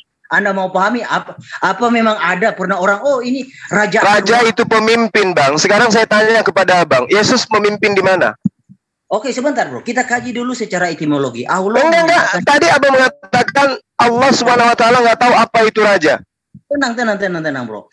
Allah tidak bisa tergelincir dengan kata raja. Setelah Anda cuma ngais-ngais kitabnya orang untuk mendudukkan Yesus yang anak manusia yang tidak tahu apa-apa itu. Aku tidak tahu apa-apa dari diriku sendiri. Anda nanti menjadi raja. Anda yang tidak ngerti apa itu raja. Nanti larinya kemana? Raja di surga. Dari raja. Allah tereliminasi. Karena Allah tidak. Sekarang saya tanya kepada Abang. Bahasa Yunani-nya raja apa, Bang? Allah Iya, Bang. Oke, titik. Nah, bahasa Yunani-nya raja apa? Gini. Makanya saya ajari secara etimologi setiap. Bang Herdi. Benar, Pak. Karena saya melihat Allah kekurangan makna, kekurangan kosakata dalam Assalamualaikum warahmatullahi wabarakatuh. Bang Herdi ini ngomong nyerang-nyerang Allah. Jelek katanya. Anda bisa baca kitabnya Allah. Tunggu dulu Bang Herdi. Anda sudah bisa baca kitabnya Allah dalam bahasa Ibrani, dalam bahasa Aramaik, dalam bahasa Arab? Bisa? Allah dalam Ibrani adalah kutub bro. Sorry. Anda jangan bawa. Oh itu Allah. Yang sebut Allah itu di gereja. Itu Allah, itu beda. Alif, Lam, Mim. Nah, itu baru. Anda ini belajar di mana Bang Herdi? Tidak ada. Anda temukan pasti. Anda ini sok-sokan selalu datang di Zoom-nya orang. Anda menghujat Allah, sementara Anda tidak ada ilmu. Kitabullah itu Torah, kemudian Injil, kemudian Al-Quran, dan juga kitab-kitab ini. Saya tanya dulu kepada Abang. Faktanya Allah. Enggak. Saya lihat faktanya Anda nggak ngerti apa-apa tentang kitabullah. Coba. Tidak ada yang Allah terhujat karena perkataannya sendiri. Allah terhujat. Di mana? Mana Anda membaca? Di mana Anda membaca itu? Di kitab mana Anda baca? Allah terhujat karena narasinya. Allah terhujat. Bang Herdi, please, Anda intelek. Saya minta di kitab mana kitabullah Anda baca seperti narasi yang Anda ungkapkan barusan. Jangan-jangan Anda ini adalah murid si Kace dan Saipudin. Bisanya menghujat, tidak bisa kasih data. Kita diteropong loh Bang. Saya minta Abang buktikan bahwa Allah itu tidak mengetahui, Allah itu tidak tahu, ya, Allah itu tidak tahu apa itu. Coba Anda buktikan, baca kitabullah dulu. Bisa enggak? Oke, saya data terhujat Muhammad. Saya buktikan satu-satu, oke? Oke. Allah dihujat karena narasi Muhammad. Oke. Ya, kamu simak ya. Kawan-kawan simak. Oke. Oke, mata dipakai diam dan tenang. Oke. Allah dihujat karena narasi Muhammad dan Jibril. Di sini jika dosa itu orang bertobat masuk surga orang. Aduh, Bang Herdi, kalau hanya ini yang Anda bawa, itu saya sudah bantah. Saya minta Anda baca kitabullah. Anda itu ilmunya lebih di atas daripada Allah. Coba. Tenang bro. Saya tidak akan memberikan panggung kepada penghujat Bang Herdi. Saya tidak mau Anda ditahan. Oke, saya mau Anda membuktikan bahwa Anda itu lebih hebat daripada Allah. Saya minta Anda baca kitabullah, bisa nggak? Perdebatan tentang Anda yang harus tenang, Abang. Anda yang harus tenang. Anda ini sudah masuk ke zona menghina. Anda sudah menista ini menuduh Allah sementara Anda nggak bisa baca kitabullah. Anda mengatakan Allah itu tidak mengetahui tentang raja. Allah mengatakan dirinya sebagai Malikin Nas, yang merajai manusia. Anda mengaku Anda lebih hebat daripada Allah. Allah nggak tahu apa-apa tentang raja. Itu pernyataan. Ini penistaan, Bang. Nah sekarang supaya Anda tidak dikatakan menista, apakah Anda bisa membaca kitabullah? Oke, raja adalah gelar penguasa monarki yang paling dikenal. Raja adalah sosok tidak sama. Ini apa? Sial saya hari malam ini ketemu dengan Bang Herdi. Suruh baca dia, Pak. Original teks. Nggak bisa, Bang Herdi. Bang Herdi, Anda itu nggak punya ilmu, Bang Herdi. Saya itu kasihan sama Anda.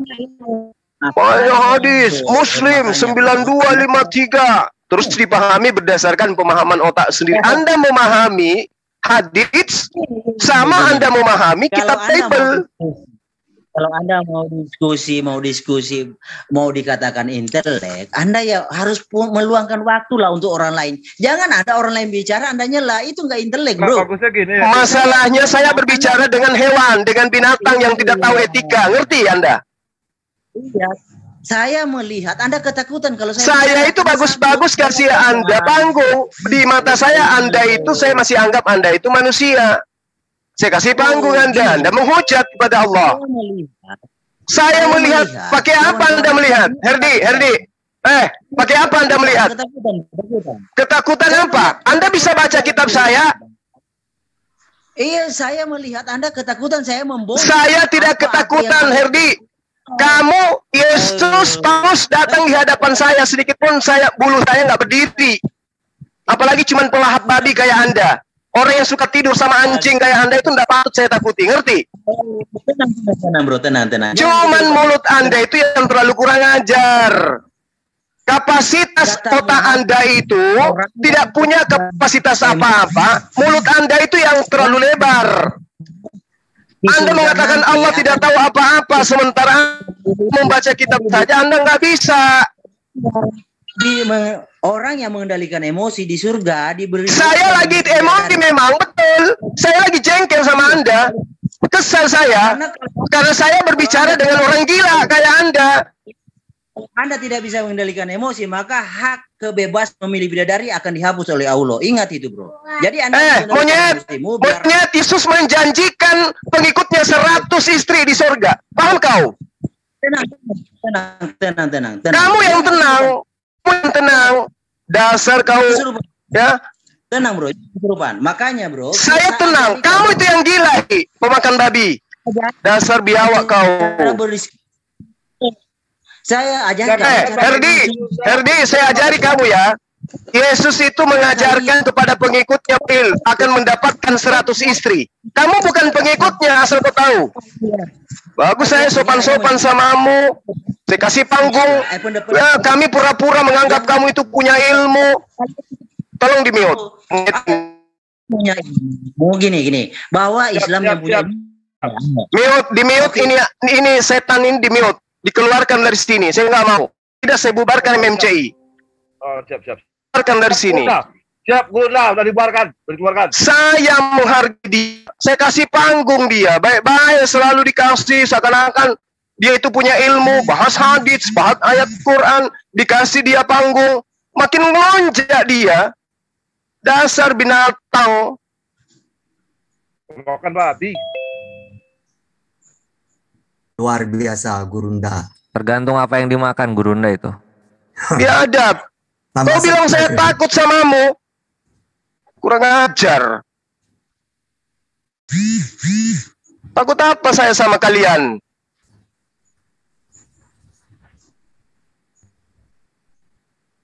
Udah hilang Gurunda si noda-noda di kehidupan ini. Janganlah teman-teman Kristen kami umat Islam itu ya sekuasa-kuasanya kami terhadap pengetahuan kami. Kami tidak pernah goblok-goblokin, kami nggak pernah mengatakan yang melebihi kapasitas kami terhadap agama kalian.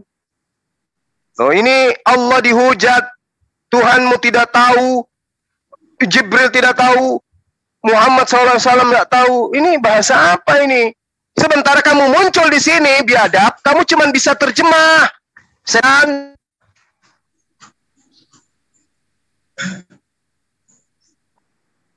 Jadi karena modal bisa baca tulis bahasa Indonesia, udah bisa menggurui gitu, udah bisa menghujat Allah gitu.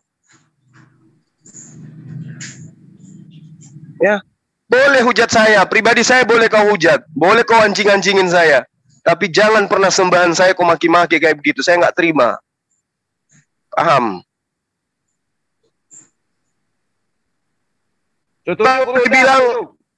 Kalau dibilang Anda itu dikasih panggung, dikasih tempat, mari berdialog baik-baik. Janganlah Anda minta dikasih panggung terus kemudian Anda itu mengajarin kita seperti anak kecil gitu. Mau diikutin maunya. Jangan salah kalau saya bicara, lu siapa? Mau ngomong seenaknya saja. Seakan-akan apa yang kau sampaikan itu adalah benar. Kau adalah dosen, ngajarin Quran lagi kepada saya, ngajarin hadits. Menghujat lagi. Kan biadab. Sebenci-bencinya kita, ya janganlah sampai sembah itu dimaki. Mana saya pernah, paling maksimal saya mengatakan, Yesus itu menurut Paulus manusia terkutuk yang mati terkutuk di atas tiang salib. Data saya ada. Lu katain Tuhan saya nggak tahu. Tuhan kamu itu nggak tahu. Allah Subhanahu Wa Taala itu gagal. Kan kurang ajar. Kalau Tuhan mau gagal menjadikan Bani Israel menjadi pengikutnya, itu betul. Tolonglah ya, teman-teman Kristen, saya itu tidak seperti bom-bom yang suka menghujat, menghina, menista. Ada lagi masuk, mau dikasih ruang, bicara sopan katanya, pelan-pelan, tapi isinya hujatan yang kurang ajar. Ya, makanya saya takut sama juga nyawanya Allah. Nggak takut saya, Bang. Ketakutan nenekmu kiper. Apa yang saya takutkan samamu? Kau kumpul semua makanan-makanan untuk nyerang saya juga, saya nggak takut sama kalian. Apa sih? Nggak perlulah takut-takut kayak gitu. Si bom lagi ngancam-ngancam pakai badik lah. Nggak perlu. Kita dialog, bisa berkeras lempar kursi kita. Dialog, tapinya. Kita ini pernah juga duduk di meja kuliah. Kita pernah dialog, kita pernah penjabaran makalah, ada masalah yang dihadapi sama-sama kita ini, belum dapat mufakat, lempar kursinya itu biasa. Ini dia tidak, minta, janganlah nyeletuk, kalau ketakutan kali kau, saya ngomong, bukannya ketakutan yang kau sampaikan itu apa, saya tanya Taurat itu, kayak mana datanya di dalam kitabnya Nabi Musa, mengajarkan bahwa Taurat itu diperuntukkan kepada semua manusia. Sementara datanya ada. Yeremia 31:33 itu menyatakan bahwa Tuhan memasukkan hukum Taurat ke dalam batin Bani Israel. Mana datanya? Taurat dimasukkan ke dalam batin non-Israel. Layaknya Al-Quran, seruannya kepada seluruh manusia gitu. Padahal dari tadi dia di sini apa? Jadi saksi. Saya dialog dengan Pak Jeneibaho. Bicara baik-baiknya kami, kenapa saya kasih ruang kepada Jeneibaho? Karena dia tidak membahas Quran, dia tidak membahas Allah Subhanahu Wa Taala, dia tidak membahas hadits. Kalaupun dia mengatakan hadits dan apa yang terkait dengan umat Islam masih dalam koridor yang bisa dimaklumi. Ini tidak, nyerahnya kepada Allah, nyerahnya kepada Jibril, nyerahnya kepada baginda Rasul Muhammad SAW. Habis itu dia ngomongnya apa? Gak ada isinya. Terus mau dikasih ruang. Orang lagi dialog, bisa saya masuk, dikasihlah ruang, diharap bisa membantu saudara Jena Bahu, malah tambah hancur. Ya saya minta maaf teman-teman, kalau hiburan kita malam ini saya usir. Ya harus kayak begitu, biarpun teman-teman di sini senang dengan tukang penghibur beliau tadi itu, ya pelawak. Tapi mohon maaf, saya harus usir dari sini. Saya nggak mau Allah itu dihujat. Allahu Akbar. Mungkin sahabat-sahabat yang lain, silakan dilanjut. Yang jelaskan seperti ini, Bang Sumaya. Menunjukkan dia katanya Tuhan Allah Subhanahu wa taala itu lemah, tapi apa yang menjadi firman membaca saja nggak bisa. Jadi di situ makanya mau ngeles gitu. Makanya tadi Bang minta kalau Allah itu lemah itu. Baca bismillah saja nggak bisa, mau mengatakan Allah itu lemah, ya nggak ada kekuatan untuk mengatakan seperti itu. Kalau Pak Jenai Bahu kan koridornya kan bertanya, dijelaskan, mendengarkan, sangat ini ya, santun kalau Pak Nai Bahu seperti itu. Kusuruh baca kitab Allah, kitabullah, nggak bisa dia. Mungkin harus berguru dulu dengan Cak Tata 9 tahun, biar lidahnya itu bisa putar-putar dulu, Bang Suma. Iya betul Bang, betul Bang. Nah tinggal Cak Tata sanggup nggak ngangkat murid Herdi gitu. Kena virus ya.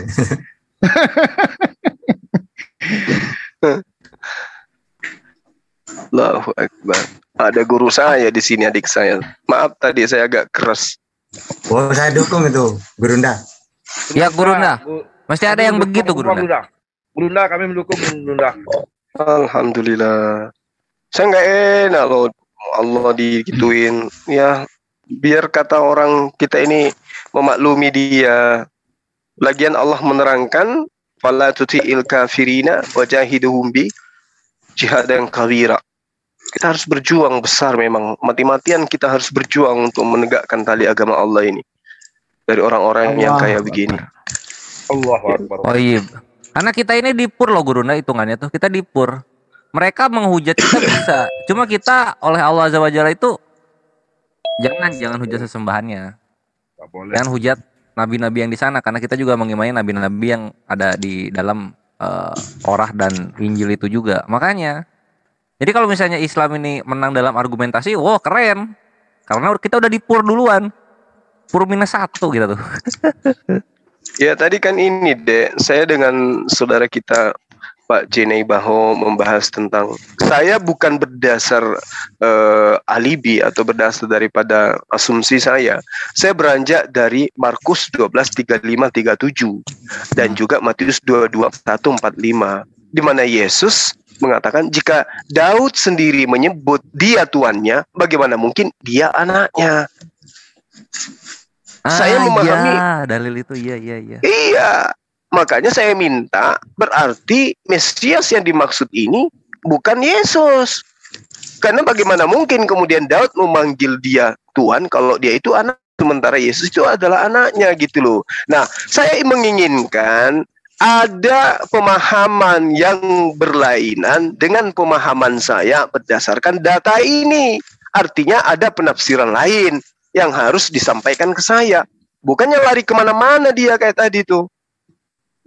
Sudah lihat saudara. Kenapa dia larinya ke raja, Gurunda? Itu dia. Mohon maaf. Ada ini saudara kita yang salah paham tentang tadi masalah mood ya. Itu begini, tak ceritakan. Saya nggak tahu kalau saya jadi host karena Bang Zion itu perangkatnya bermasalah, hostnya dilemparkan ke saya.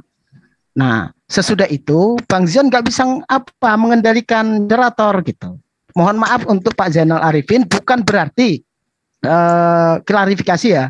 Lebih ngemut gitu ya, karena apa, jalannya dialog tadi sudah bagus dengan Pak Jenai Baho dan kita pun nggak mau melebihi apanya Bang Zumas lagi berdialog terus kita mengeluarkan Herdi tanpa perintah Bang Zuma juga, kita nggak mau. Maaf sebelumnya Pak Zainal Arifin jangan salah paham. Yang ngeluarin CND saya, Bang Arifin. Yang ngeluarin CND saya. Atas perintah Guru Nazmas, mendengar Nazmas langsung saya kick buat kalian. Daripada saya pingsan nanti di sini ya kan.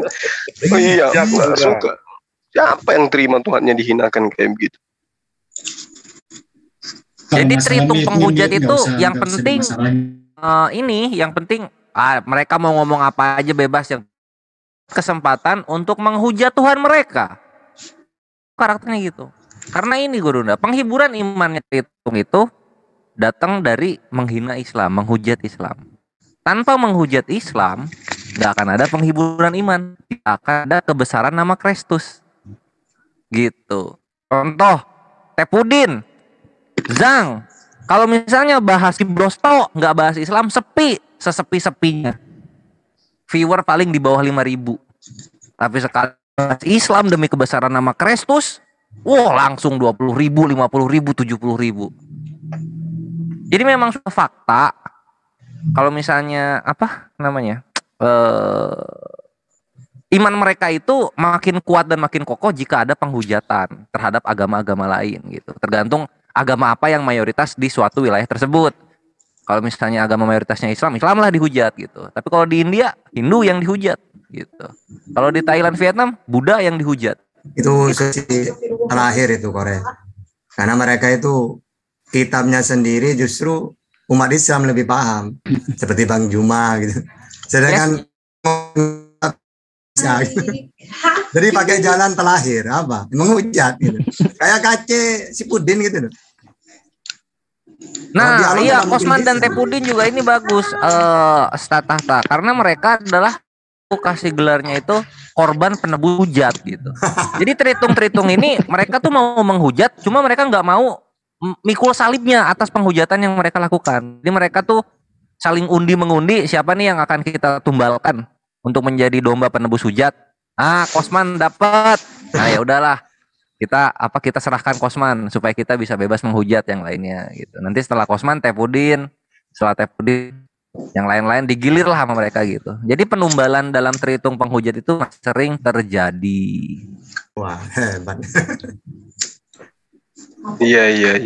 Tadi pas saya di awal ingatkan, Bang Hendy sudah menghina loh, udah menghina loh, bilang gitu. Masih aja. Lanjut ya dia ya. Tambah parah. Iya. Malah makin menjadi-jadi. Ya udahlah. Bosan aja sama Gurunda dikasih kesempatan. Jangan mungkin dia tidak mau menghujat. Masih gitu dikasih kesempatan. Ya emang kalau nggak menghujat ya nggak terhibur imannya. Nggak ada. Kristus itu loh. Kristus tuh nggak besar kalau tidak ada penghujatan kepada Islam tuh nggak besar dia itu. Ya, dilihat aja di perjanjian baru itu. Yahudi hujat sehancur-hancurnya, di framing sehabis-habisnya. Sering mau ini terlihat bodoh, terus terlihat arogan, yang macam-macam gitu Yahudi di framing. Coba orang Yahudi baca perjanjian barunya orang Tritung, pasti kesel lah liatnya. Nah berkaca dari apa yang ada karakter tokoh-tokoh di dalam perjanjian baru, ya inilah karakter mereka itu asli jadinya. Memang menghujat agama lain itu adalah menghujat agama lain itu adalah sebuah bensin atau sebuah energi bagi keimanannya Tritung gitu. Dengar nggak tadi? Dengar nggak tadi di awal deh? Begitu dia masuk, dia sebut namanya Malik Amalak. Menghina Allah lagi dia di situ kan? Iya, dia katakan namanya itu ditakuti oleh Allah katanya. Terus Allah itu katanya artinya kutuk. Kan biadab memang. Wow, dia nih Takia Korintus itu bukan Allah. Allah. Itu makanya aku bilang loh, bukannya di gereja selalu panggil Allah. Allah kami. Berarti Bapak terkutuk gitu, kutuk Bapak. Allah Bapak kutuk Bapak, Allah Putra kutuk Putra. Dikiranya kita ini orang enggak belajar kali ya. Dari awal itu udah kaget saya. Ngutuk sendiri itu. Ngutuk sendiri itu Bang namanya. Iya, kan Bapak berarti kutuk Bapak. Iya. Mereka nggak peduli, mereka nggak peduli linguistik, nggak peduli sejarah kayak gimana. Yang penting menghujat Islam itu aja. Hidup mereka untuk menghujat, karena nanti udah di surganya mereka menjadi boneka seperti di Taman Boneka Dufan, Gurunda. Nyanyi terus. Dalam kekekalan loh itu. Iya, dalam kekekalan bakal nyanyi terus. Makanya mereka muas-muasin. Aduh, ini gimana ya supaya plus-plus di surga membosankan, maka aku di dunia mesti berbahagia. Caranya gimana ya? Ironisnya caranya adalah menghujat Islam. Apapun yang di dalam Islam dihujat gitu. Berarti konteksnya terbalik ya Bang Kores ya. Kalau kita ingin selamat dunia akhir, kita hujat. Nah, mereka malah menghujat. Yang kedua, tadi ada ayat yang sering kita lihat, mengenal engkau satu-satunya yang diutus gitu ya. Itu kalau kita dengar gitu, apa ya, logika kita terbalik ya. Saat Bang Zuma tuh menyebutkan ayat itu mungkin dari awal sama penafsiran dengan Pak Naibaho tadi ya. Tapi di ujungnya kok beda gitu loh. Karena apa? Yesus masih menjadi manusia. Itu yang membedakan semua. Iya. Di sini sahabat terbalik kita ya yang Bang Kores ya. Masih ya. Saudara Pak J. Naibaho, mungkin ada yang ingin disampaikan, Bang, silakan. Ya sudah. Apanya itu saya bacakan kembali satu kali lagi tentang Mesias itu. Silakan. Nah, jadi kalau Mesias itu kebuka mic-nya. Baru kebuka Pak, dari tadi saya nggak kebuka-buka mic-nya, makanya nggak bisa ngomong kayak orang gagu, nggak bisa ngapa-ngapain, saya keluar masuk, nggak bisa. Nggak bisa ya? Iya, oke. Silakan Bang Jenabo dilanjut. Nah, itu tentang pemahaman Mesias itu saya bacakan lagi. Kristus, Mesias itu Kristus. Jadi sudah dijelaskan di sini. Memang itu tidak bisa bergeser lagi pemahaman antik apa itu tentang Mesias. Saya bacakan artinya itu.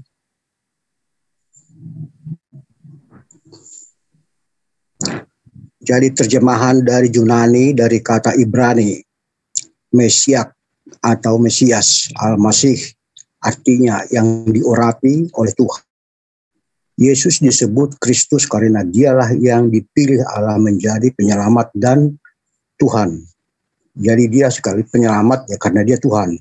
Akhirnya Kristus juga menjadi nama untuk Yesus. Jadi jelas itu sudah tidak bisa bergeser lagi tentang Mesias itu. Mungkin ya kalaupun berbeda pemahamannya menurut dia itu dari perspektif masing-masing cara bermaninya. Karena bagaimanapun juga agama itu juga sudah beragam. Nah, jangan ke ini di dalam ajaran sama Kristen saja pun memahami sesuatu pemahaman juga berbeda. Apalagi sudah. Nah, kalaupun juga beda dari kalangan Anda tentang Mesias itu, Raja Daud dengan ini disebut apapun itu memang ya tidak ada masalah. Tetapi untuk kalangan-kalangan masing-masing kubu lah. Tetapi kalau sudah di dalam ajaran ya khususnya yang saya imani, menurut ajaran yang saya imani, Kristus itu, Mesias itu adalah yang diujikan itu. Itulah Kristus. Jadi kedatangannya itu ya tentang kerajaannya itu bukan kerajaan yang sifatnya duniawi seperti raja-raja yang dipegang oleh Herodes. Dia raja-raja sebuah wilayah, namanya ya punya wilayah dia. Raja yang ada pada Yesus bukan bersifat wilayah, tetapi disebut menyangkut seluruh langit dan bumi, yang kelihatan maupun yang tidak kelihatan. Jadi dia mencakup secara keseluruhan. Itulah pemahaman yang saya tahu, yang saya imani. Oke, jadi itulah mungkin pemahaman yang bisa saya jelaskan tentang apa itu Mesias. Oke, terima kasih. Baik, Bang. Nah, gini kan bagus. Jadi meskipun kita ini menjelaskan sesuatu ya hanya menjelaskan apa yang dia pahami. Nah, nanti saya muncul di hal tersebut. Gitu. Kenapa saya tidak menyelah? Karena dia nggak nyerang. Arti kata bahwa dia sedang menjabarkan imannya. Berbeda dengan yang tadi. Yang tadi itu nyerang, dalam arti kata dia sok tahu tentang iman kita gitu. Sementara yang kita ceritakan di sini mengenai Mesias. Nah, kalau yang saudara kita jelaskan tadi mengenai Mesias, itu adalah konsep Mesias yang dia pahami. Sementara saya hadir kemudian menceritakan tentang Tuhan yang dipanggil oleh Daud. Sehingga Yesus juga mengatakan, jadi jika Daud sendiri menyebut dia sebagai tuannya, bagaimana mungkin ia menjadi anaknya? Nah, lalu kemudian kita jabarkan bahwa yang dimaksud daripada dia, sang tuan ini, berdasarkan pengakuan Yesus dalam Matius 22, bahwa Daud sendiri berfirman, ya Daud sendiri menerima firman, dan ketika kemudian Daud menerima firman, sang Tuhan ini berkata kepada tuannya. Sang Tuhan berkata kepada tuannya Daud. Ya, Tuhan telah berfirman kepada tuanku. Ini perkataan Daud bahwa Tuhan berfirman kepada tuanku. Duduklah di sebelah kananku sampai musuh-musuhmu kutaruh di bawah kakimu. Nah, kita urai. Kalau yang dimaksud tuanku di sini adalah Yesus yang adalah anak Daud, pertama, bagaimana mungkin Daud memanggilnya sebagai tuan kalau itu anaknya? Kedua, dia akan bersama dengan Tuhan untuk menaklukkan musuh-musuh daripada sang Tuhan ini. Dan dia akan menjadi pemimpin. Nah, ini yang saya jabarkan kemudian. Dan saya minta penjabaran saya yang saya urai panjang lebar, itu dipatahkan dengan argumen yang berdasarkan data. Gitu. Matius 22 berapa itu? Matius 22 41 sampai 45, Bang. Silakan. Coba dibaca dulu di situ bahwa Daud sendiri mengatakan Tuhan telah berfirman kepada tuanku. Matius 22 duduklah di sebelah kananku. 45. Di situ. Iya, Matius 22. Nah, saya bacakan ya, mulai dari 41-nya. Ketika orang-orang Farisi itu sedang berkumpul, Yesus bertanya kepada mereka, katanya, apakah pendapatmu tentang Mesias? Anak siapakah dia? Kata mereka kepadanya, anak Daud. Katanya kepada mereka, jika demikian, bagaimana Daud oleh pemimpin roh dapat menyebut dia tuannya ketika ia berkata, Tuhan telah berfirman kepadaku, duduklah di sebelah kananku, sampai musuh-musuhku kutaruh di bawah kakiku. Jika Daud menyebut dia tuannya, bagaimana mungkin dia anaknya pula? Tidak ada seorang pun yang dapat menjawabnya. Hari itu tidak seorang pun juga yang berani menyatakan sesuatu kepadanya. Jadi sepertinya yang jadi pertanyaan di sini yang tentang apa itu sebenarnya? Jadi gini Bang, tadi saya urai ya, Markus 12 juga muatannya sama. Nah, ketika kita melihat konteks daripada dalil ini, Yesus memberikan syarat bahwa Mesias itu adalah tuannya Daud. Dan ia bukan keturunan Daud. Serta Mesias itu akan menundukkan musuh-musuhnya dengan bantuan Tuhan. Dengan kata lain, bahwa dia adalah seorang raja yang harus lebih tinggi dari Daud, yang mampu mengalahkan lawan-lawannya, serta Mesias ini tidak lahir dari anak keturunan Daud, dan Daud harus memanggil dia dengan panggilan Tuhan. Itu yang saya lihat sesuai dengan kutipan daripada data yang Abang tadi bacakan. Oke, kalau saya baca perikopnya itu di situ tertulis hubungan antara Yesus dengan Daud. Jadi sebenarnya kan berbeda kalau kerajaannya itu. Kalau Daud itu ya kerajaannya bersifat wilayah. Nah itulah apanya itu. Tidak ada kepada mereka. Jika demikian, bagaimana Daud oleh dipimpin oleh roh dapat menyebut dia tuannya ketika ia berkata, duduklah di sebelah kananku. Tapi ini sebetulnya menjelaskan masalah hubungan antara Yesus dengan Daud. Tapi Daud itu bukan Mesias. Tidak ada dijelaskan di situ Daud Mesias. Jadi itu hanya, kalau Mesias itu ya Yesus itu, tetapi kalau Daud itu hanyalah raja. Jadi tidak ada hubungannya, tidak bisa dikatakan Daud itu Mesias. Itu yang saya pahami kalau kutipan dari Matius 22 itu.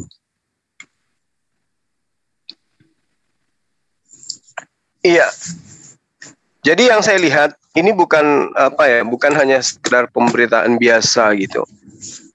Bahwasanya ketika Yesus mengatakan Daud sendiri menyebut dia tuannya, bagaimana mungkin ia adalah anaknya? Jadi kalau hari ini andai saja teman Kristen sesaman dengan Yesus, ketika kemudian teman Kristen mengatakan bahwa Yesus engkau adalah Mesias itu yang dimaksud oleh Daud itu, maka kemudian Yesus sendiri akan menjawab, Daud sendiri menyebut dia tuannya. Bagaimana mungkin aku ini yang anaknya adalah Mesias itu? Jadi ada Mesias lain yang sedang dibahas oleh Daud. Dan itu bukan Yesus. Meski Yesus juga adalah Mesias. Tapi Mesias yang dimaksud oleh Daud itu beda. Mesias yang dimaksud oleh Daud adalah Mesias yang kemudian mampu menundukkan musuh-musuhnya. Gitu. Itu yang saya pahami berdasarkan penjabaran daripada Matius 22 dan juga Markus 12. Yesus Mesias, oke. Tapi dalam hal tentang yang diceritakan oleh Daud ini, berdasarkan apa yang dinyatakan oleh Yesus, ini ada Mesias yang jauh lebih hebat daripada Daud itu sendiri, sampai Daud pun harus memanggilnya dengan panggilan Tuhan. Gitu. Karena Yesus membantah. Bukan, di situ tidak ada Yesus di situ. Di situ orang Farisi, itu percakapan orang Farisi dengan Daud. Orang Farisi yang bertanya orang Farisi bercakap-cakap bersama dengan Yesus. Yesus, Bang. Bang Zuma minta waktunya sebentar, Bang Zuma. Itu ada dari live comment, diminta untuk admin Bang Zuma mencabut kunci biru namanya Sandi karena menghapus komen-komen dari kita Muslim, saudara-saudara kita pada protes gitu, Bang Zuma. Udah Bang, udah dicari dari tadi nggak ditemukan. Akun itu cuman muncul pemberitahuan penghapusan, tapi akunnya nggak terlihat. Si penyusup ini pintar. Dia nggak nampak akunnya si penghapus dia nggak nampak. Hiker Bang. Iya. Jadi kalau di sini ketika orang Farisi sedang berkumpul, Yesus berkumpul. Yesus bertanya kepada mereka, katanya. Nah tuh, berarti Yesus yang bercakap-cakap dengan orang Farisi, Bang. Apakah pendapatmu tentang Mesias? Nah, anak siapakah dia? Kata mereka kepadanya, anak Daud. Itu jawabnya orang Farisi itu. Katanya kepada mereka, jikalau demikian bagaimanakah Daud dipimpin roh dapat menyebut dia tuannya ketika ia berkata, Tuhan telah berfirman kepada Tuanku. Nah, kepada Tuanku, Tuhan telah berfirman, Tuanku yang dimaksud itu ya ke Daud itu. Duduklah di sebelah kananku, sampailah musuh-musuhmu kutaruh di bawah kakimu. Jadi itu mungkin cara, ya nggak tahu ya, kalau cara memahaminya mungkin beda. Kalau itu bukan Yesus menjelaskan apanya itu, bagaimana mungkin Yesus disebut anak Daud, sementara Daud sujud kepada Yesus. Nah, jadi jelas itu memang yang nggak mungkin kalau secara menurut logika manusia. Yesus itu kan baru lahir di abad Masehi, abad pertama lah. Sementara Daud sudah lebih awal. Nah, itu yang menjadi keheranan orang Farisi itu, sehingga mereka itu bertanya, bagaimana mungkin Daud mengatakan kepada Mesias itu Tuannya. Sementara kalau di zaman Nabi Daud kan Yesus belum ada. Nah itulah menjadi apanya itu. Jadi bukan, ya gimana ya cara menjelaskannya itu. Jadi bukan mengatakan tentang cara menjelaskan itu harus dikaji dulu lebih dalam. Bukan seperti yang Anda jelaskan itu. Lalu bagaimana mungkin? Itu pertanyaan daripada kegalauan hatinya orang Farisi itu. Bagaimana mungkin Daud berkata dia anak Daud, sementara Daud mengatakan kepada Yesus Tuannya. Nah itu memang kan secara logika memang agak simpang siur apanya cara memahaminya itu, tapi kembali kepada kerohanian, keimanan. Yesus itu sudah dinubuatkan dari sejak dahulu, sebab yang dijanjikan itu, yang kemesiasannya itu sudah direncanakan di zaman-zaman mulai kitab Kejadian. Jadi itulah yang tidak bisa dipahami oleh orang Farisi. Kalau menurut yang bisa saya maknai itu. Jadi memang wajar, secara logika memang orang Farisi itu wajar. Mereka itu bagaimana mungkin Daud mengatakan Yesus adalah Tuannya. Nah sementara Yesus itu anak Daud. Nah itu kan memang sepertinya kalau dimaknai ya memang janggal apanya itu. Tetapi kalau secara keimanan ya Yesus itu Alfa dan Omega. Bahkan sebelum Abraham ada, Yesus sudah ada. Jadi kalau Anda memahami seperti itu, mungkin bertanya seperti itu ya mungkin wajar lah. Tetapi itu dalam konteks logika, tetapi dalam konteks keimanan, kerohanian, Yesus sudah berkata, bagaimana mungkin? Yesus lebih duluan. Yesus sudah berkata, sebelum Abraham ada, aku sudah ada. Nah, itu pun secara logika itu tidak masuk akal. Nah, orang Yahudi bertanya, bagaimana mungkin kau bisa mengenal Abraham sedangkan umurmu belum ada 50 tahun? Nah, itu sesuatu memang ya secara akal memang tidak masuk akal ya kalau apanya itu. Tetapi pada kenyataannya Yesus sudah yang berkata, sebelum nenek moyangmu Abraham ada, aku sudah ada. Nah, di situ pun juga akan menjadi dilema kalau mau diperdebatkan. Sesuatu kan tidak mungkin. Apanya itu, jawabannya itu, tapi itu kalau kita beriman, percaya dengan apa yang sudah dibuatkan, bahwa Tuhanlah yang ada di dunia. Nah, karena dia Tuhan, dia sudah ada. Sebelum yang ada itu ada, sebab dialah yang menciptakan segala sesuatu dari yang tidak ada menjadi ada. Jadi saya kira mungkin itulah yang bisa saya tambahkan tentang Matius 22 itu. Oke? Iya, baik Bang. Jadi saya mengurai kembali berdasarkan daripada Matius ini. Ketika orang Farisi sedang berkumpul, Yesus bertanya kepada mereka, "Wahai orang Farisi, apakah pendapatmu tentang Mesias? Anak siapakah dia?" Kata mereka kepadanya, kepada Yesus, "Anak Daud." Gitu. Yeah. Ini yang diceritakan di dalam kitab ini, dalam data ini. Orang-orang Farisi ketika ditanyai oleh Yesus, siapakah Mesias itu? Anak siapa dia? Nah, kata orang Farisi itu adalah Daud. Lalu kemudian kata Yesus kepada mereka orang Farisi ini, jika demikian, bagaimanakah Daud oleh pimpinan roh dapat menyebut Mesias ini sebagai tuannya? Ketika Daud berkata, Tuhan telah berfirman kepada Tuanku. Artinya, di sini Yesus sedang berbicara, mengutip kembali pernyataan Daud. Bahwa Daud berkata, Tuhan telah berfirman kepada Tuanku. Jadi, Yesus sedang menceritakan satu peristiwa yang pernah terjadi pada masa lampau. Ya, Daud diceritakan oleh Yesus, Daud berkata, Tuhan telah berfirman kepada Tuanku, duduklah di sebelah kananku sampai musuh-musuhmu kutaruh di bawah kakimu. Jadi ini cerita diulang kembali oleh Yesus, di mana cerita ini menceritakan tentang Daud, di mana Daud berkata, Tuhan telah berfirman kepada Tuanku, duduklah di sebelah kananku sampai musuh-musuhmu kutaruh di bawah kakimu.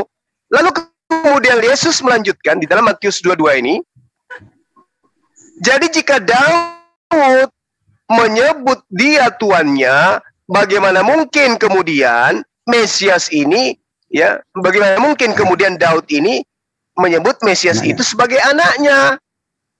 Dengan kata lain, Yesus sedang membantah kalau Mesias yang dimaksud itu adalah anak Daud atau keturunan Daud. Kalau dia membantah itu dengan mengatakan, jadi jika Daud menyebut dia tuannya, bagaimana mungkin dia itu adalah anaknya? Berarti Mesias yang dimaksud ini, Tuhan yang dimaksud ini bukan anak Daud. Nah, sementara Yesus sendiri adalah anak Daud. Itu bisa kita lihat. Pembuktian sederhananya bisa kita baca di dalam Markus 10 nomor 43 sampai 48 dan Matius, di mana di situ Matius atau Lukas, di mana di situ bercerita tentang silsilah Yesus. Inilah silsilah Yesus Kristus, anak Daud, anak Abraham. Abraham memperanakan Ishak, Ishak memperanakan Yakub, Yakub memperanakan Yehuda dan saudara-saudaranya dan seterusnya. Berarti Mesias itu yang dipanggil Tuan oleh Daud bukan anaknya. Itu yang saya pahami, Bang Jenny Baho. Jadi kalau dikatakan Yesus yang adalah anak Daud dipanggil Tuan oleh Daud, ya saya rasa tidak ada korelasinya, karena Yesus sendiri mengatakan bagaimana mungkin? Bagaimana mungkin, kata Yesus? Bagaimana mungkin? Bagaimana Daud? Jadi katanya, jadi jika Daud menyebut dia tuannya, bagaimana mungkin Mesias itu anaknya juga? Gitu. Jadi itu ada korelasinya nanti kalau Anda sudah pernah membaca di Matius 5, Yohanes 5. Nah, di situ juga ada perdebatan antara Yesus dengan orang Yahudi. Nah, ketika Yesus orang Yahudi menganggap Yesus menghujat Tuhan yang disembah oleh orang-orang agama Yahudi itu. Lalu Yesus menjawab, tidakkah engkau membaca kitab Tauratmu? Aku telah berfirman kepada Musa, tetapi engkau tidak percaya. Nah, itu pun logika juga sulit dipahami. Bagaimana mungkin engkau berfirman kepada Musa sedangkan umurmu belum ada 50 tahun. Nah, sedangkan Musa kan udah 1500 tahun sebelum datang Yesus. Nah, itu tidak mungkin. Jadi sama juga seperti itu. Nah, ketika orang-orang Farisi itu berkumpul, Yesus bertanya, kamu siapakah Mesias itu? Itu pertanyaan daripada Yesus kepada orang Farisi. Nah, datang orang Farisi, Yesus menjawab, orang Farisi, anak Daud. Nah, itu juga betul. Tetapi bagaimana mungkin pula Daud menyembah atau bersujud kepada Mesias, sementara dia tuannya. Nah, tetapi dia disebut mengatakan Mesias itu Tuhan. Nah, itu kan juga tidak masuk akal sebenarnya secara logika. Nah, sama juga halnya di dalam kitab Yohanes tadi itu. Kau percaya kepada Musa, percayalah juga kepada, sebab Musa telah menulis tentang aku. Nah, tentang aku. Jadi kan sesuatu tidak masuk akal juga secara logika. Bagaimana mungkin Musa bisa menulis Yesus, sementara Yesus umur pada 50 tahun. Nah, itu seperti itu sama bahasanya sama. Jadi sebenarnya itu hanya untuk menjelaskan kepada orang Farisi itu kalau dia disebut derajatnya lebih tinggi atau harkatnya lebih tinggi daripada Daud itu. Nah, itulah yang mau dijelaskan, dipahami orang Farisi itu. Jadi, kan tidak masuk akal itu. Bagaimana mungkin Yesus itu Daud? Daud sendiri mengatakan dia Tuhan. Nah, itu sesuatu hal yang tidak secara logika memang tidak. Tetapi faktanya Yesuslah yang berkata itu. Jadi kitab itu memang ya gimana ya, kalau enggak teliti bisa menjadi salah pemahaman. Tapi nggak tahu, kalau memang harus banyak juga kalau kitab itu tidak mungkin dengan begitu gampang-gampang saja. Secara tekstual teks gini dibaca begini, tetapi harus ada ayat-ayat pendukung yang bisa menjelaskan, oh begini maksudnya. Sesuatu yang tidak masuk akal, tetapi tidak faktanya bahwa yang dijelaskan itu sebenarnya pemesiasan itu bahwa dialah Tuhan. Itulah kalau yang bisa saya paham. Nggak tahu kalau memang orang kan punya pendapat beda-beda cara pemahamannya. Oke,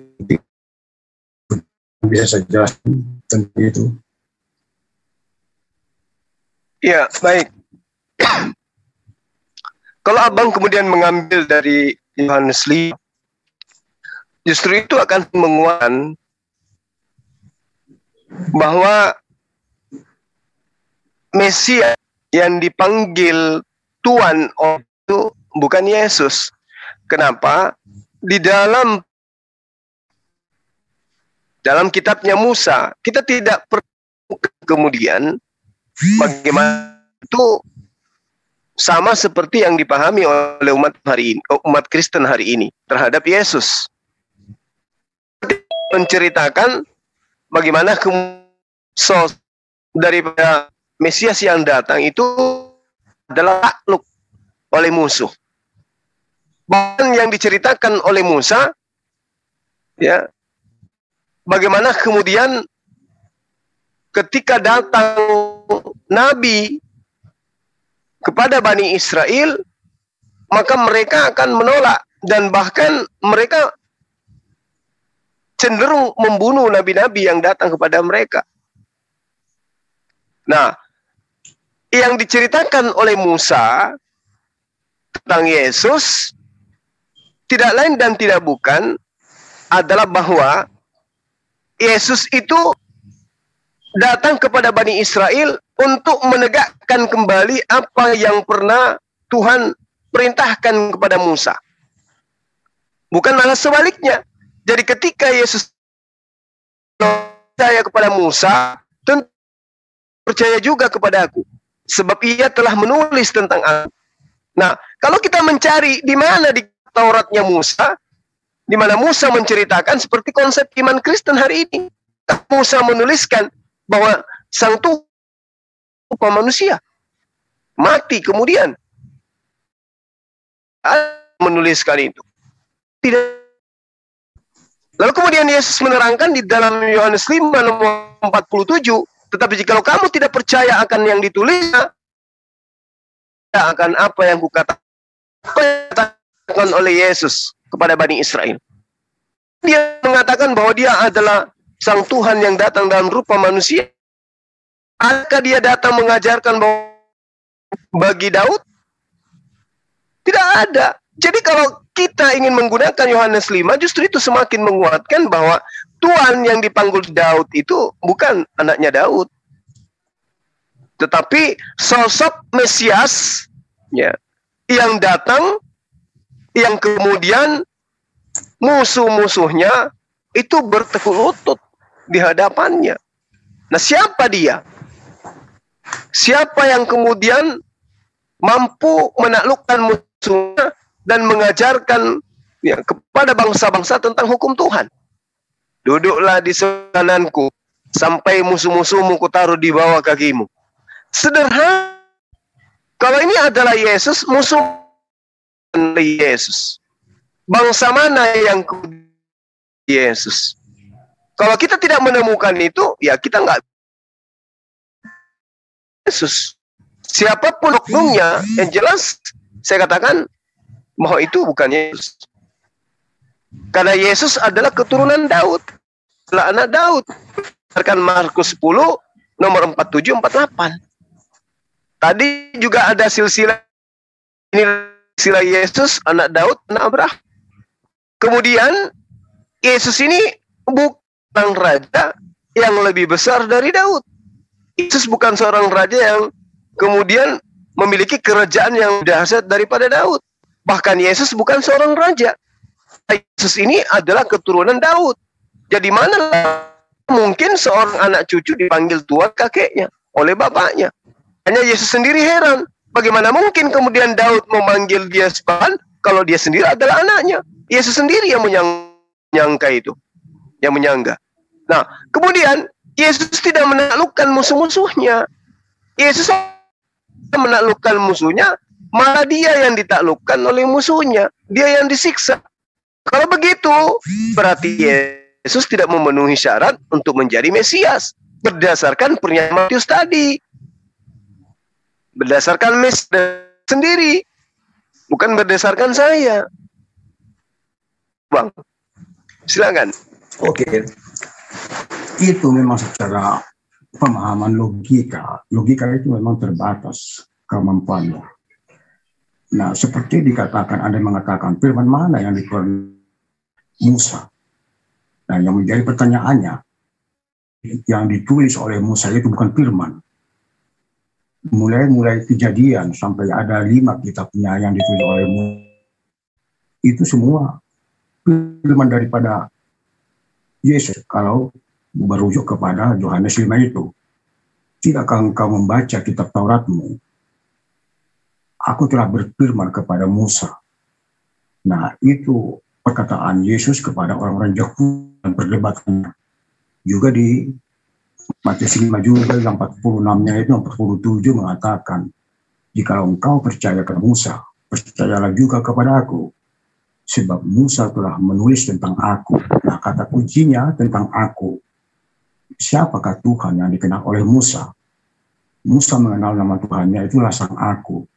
Ketika Musa mendapatkan perintah membebaskan bangsa Israel dari tanah, Musa bertanya, jika orang Mesir bertanya atau Firaun bertanya, siapa nama Tuhan?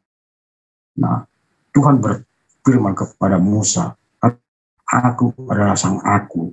Jadi kata kunci aku. Akulah Tuhan Allah, sembah nenek moyangmu. Siapakah nenek moyangmu? Moyang Musa itu, nenek moyangnya Abraham, Ishak, dan Yakub. Yang sembah Abraham, Ishak, dan Yakub itu, dialah Abraham, Ishak, dan Yakub mengenal nama Tuhan Yahweh. Jadi itu semua satu kisah kepada Sang Mesias itu. Jadi kita Yohanes itu, kalau engkau percaya kepada Musa, percaya juga kepada sebab Musa telah menulis tentang aku. Kata kuncinya aku. Itulah nama Tuhan yang Musa. Tuhan yang disembah oleh nenek moyangnya Musa. Jadi semua itu kalau secara logika memang kalau tidak berhenti mencerna ayat-ayat itu ya secara bagaimana Yesus berfirman kepada suara apa ini ya? Tidak tahu apa kalau ada yang noise. Nah, itu secara ya mungkin ya, tapi Yesus sudah berkata itu. Nah, akhirnya juga orang Yahudi kan marah sehingga mau dilempari batu. Menghindar karena dia memang ya tidak bisa memahami, logika mereka itu tidak masuk. Tetapi Yesus sudah berkata itu, sudah ditulis oleh Lukas. Nah, itu memang ya sebetulnya saya paham apa penalaran Anda itu tentang Matius 22 itu sama juga. Matius Yohanes 5 itu apa identiknya sama sebenarnya itu, cuman bahasanya yang berbeda. Tetapi secara logika baik Yohanes 22 Matius 22 maupun 5 itu secara logika memang tidak masuk akal. Tetapi Yesus ya mungkin berdusta. Kalau dia berdusta berarti orang berdosa atau pembohong. Tapi pada kenyataannya fakta mengatakan Yesus tidak berdosa, berarti dia tidak berbohong. Kemesiasan tentang raja itu, raja itu sebetulnya saya sudah mengulangi, bukan raja dunia menaklukkan bangsa-bangsa secara apa namanya itu, secara wilayah, bukan. Kerajaan yang dimiliki oleh Yesus. Pilatus saja sudah mengaku, apakah kau raja orang Yahudi? Nah, Yesus menjawab, engkau sendiri sudah mengatakannya. Nah, engkaukah raja orang Yahudi? Kerajaanku bukanlah dari dunia ini. Jikalau kerajaanku di dunia ini, tentu para pengikutku akan membela aku. Tetapi kerajaanku datang dari atas. Nah, jadi kerajaan Yesus itu bukan dari bersifat duniawi, tetapi bersifat surgawi. Kalau Anda mengatakan mana tentaranya, para tentaranya Yesus itu ya para malaikat itu, tentara itu yang bukan tentara-tentara yang pasukan-pasukan serdadu, pasukan itu bukan duniawi, tetapi saja tentara surgawi itu para malaikat. Kalau berbicara, tapi memang logikanya kalau tidak jeli ya sulit memahami. Nah, begitu. Oke. Ya. Baik, terakhir ya dari saya. Jadi kalau tadi sahabat saya mengatakan bahwa di dalam Yohanes 5 ya data yang disajikan kemudian di nomor 45, 46, 47. Sebab jika kamu percaya kepada Musa, tentu kamu akan percaya juga kepada menulis tentang aku. Tapi jika kamu ditulisnya, bagaimana kamu akan percaya akan apa yang kukatakan kepadamu? Nara kau lihat dan mencari, menelaah lebih jauh terhadap kitabnya Nabi Musa. Ada kemudian diceritakan tentang Yesus itu adalah Mesias, akan mampu menaklukkan bangsa-bangsa. Itu tidak ada. Sehingga mau tidak mau terpaksa sahabat saya mengatakan kerajaannya bukan di dunia, tapi kerajaannya di akhirat atau di surga. Padahal hal ini tidak bercerita tentang surga. Ini bercerita tentang kehidupan di dunia. Ya, Mesias akan duduk dipanggil Tuhan oleh Daud. Bukan nanti di kerajaan surga. Mesias ini didudukkan sebagai Tuhan, sebagai pemimpin. Tetapi di dunia musuh-musuhnya itu ditakluk itu di dunia, bukan di surga. Di surga itu ada lagi musuh yang harus ditaklukkan, karena musuh semua sudah terkungkung di neraka. Jadi ini menceritakan tentang kerajaan di dunia, bukan di surga. Karena musuh-musuh itu adanya di dunia, bukan di surga. Ini yang perlu kemudian dipahami lebih jauh. Bahwa ketika Yesus sedang bercerita dengan orang Farisi, yang mereka bahas ini ada Mesias di luar daripada diri Yesus. Itu jelas tergambar itu. Matius 22 dan juga Markus 12. Karena dikatakan Daud sendiri oleh pimpinan Roh Kudus, ini firman Tuhan dikatakan oleh Yesus, firman Tuhan yang datang kepada Daud. Tuhan telah berfirman kepada Tuanku. Artinya menurut pernyataan Daud dari konteks data yang disajikan berdasarkan hasil percakapan Yesus, Daud itu berkata bahwa Tuanku akan duduk di sebelah kanan Tuhan sampai musuh-musuhnya kakinya. Nah, yang Anda katakan bahwa ini tadi kerajaan Tuhan karena ada perintah, karena ada pernyataan duduk di sebelah kanan. Duduk di sebelah kanan ini artinya adalah Sang Mesias ini menyampaikan segala sesuatu titah dari Sang Tuhan. Jadi dia adalah seorang nabi, dia adalah rasul, makanya dikatakan duduk di sebelah kanan. Tuhan telah berfirman kepada Tuanku, Wahai Mesias, duduklah di sebelah kananku, sampai musuh-musuhmu kutaruh di bawah kakimu. Jadi dia harus menjadi raja untuk kemudian menaklukkan musuh-musuhnya. Makanya kedudukannya lebih, karena ketinggian kedudukannya kemudian sampai itu memanggilnya dengan panggilan Tuan, Sayyid. Nah, itu tidak berlaku kepada Yesus. Kalau kemudian dikatakan di surga Yesus duduk, berarti melemahkan konsep ketuhanan Yesus. Kenapa melemahkan?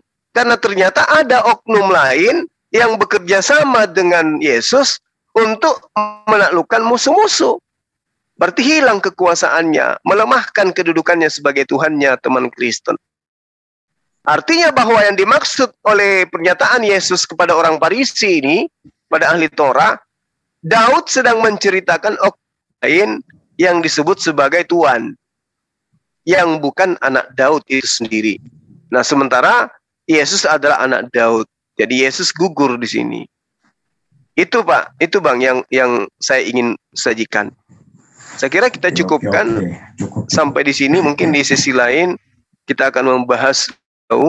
Tunggu dulu lah Juma, jangan lari dulu kau. Ada aku ini, aku mau bertanya.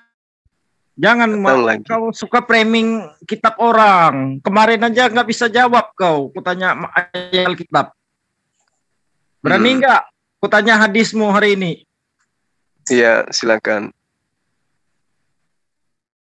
Buka hadis Sahih Muslim 874. Iya. Ini mau dijabarkan berdasarkan pola penjabaran baik ilmu hadis.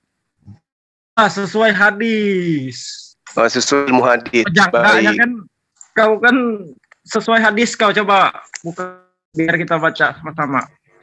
Iya, silakan. Woi, kering, so ngerti lagi. Iya, kita kan dialog. Oh, ya. Sahih Muslim. Ya. Sahih Muslim 874. Apa yang Anda bisa sampaikan? Alah, aku itu cek screen lah. Jangan gitu dong, slow dong. Ya kan kamu nanya, ya kan? Duh, nih saya screen ya. Nih, saya screen nih. Ya, biar kita lihat. Mana? Tunggu. Mana? Kok muka lu hilang sih di sini? Padahal buat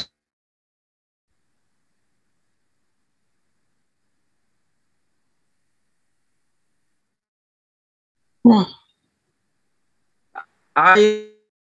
Itu kenapa? Ntar dulu gue mana ya? Gue hilang ya.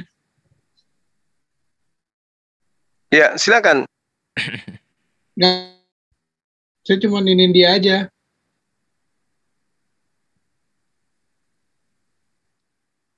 Kenapa tak aku buka ayat Alkitab aja lah. Malas aku ini. itu aja. Aku tanya hadis tadi. Itu yang malah. Juma kau itu. Sabar Bang Zuma. Malam ini yang dihadapi Bang Zuma minta untuk sabar Bang Zuma. Ini Juma aku beritahu buat kau. Kau ini memang cemen orangnya, tahu-taunya. Berani di kandang. Gimana? Kenapa rupanya? Juma ini masuk rumah orang yang suka. Kemarin cuma mau ini doang, lontong, nggak ada stopan.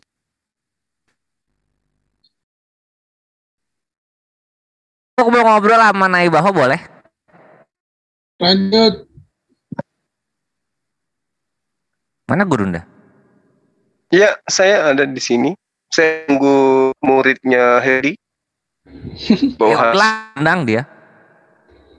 Nggak sopan. Oh gitu.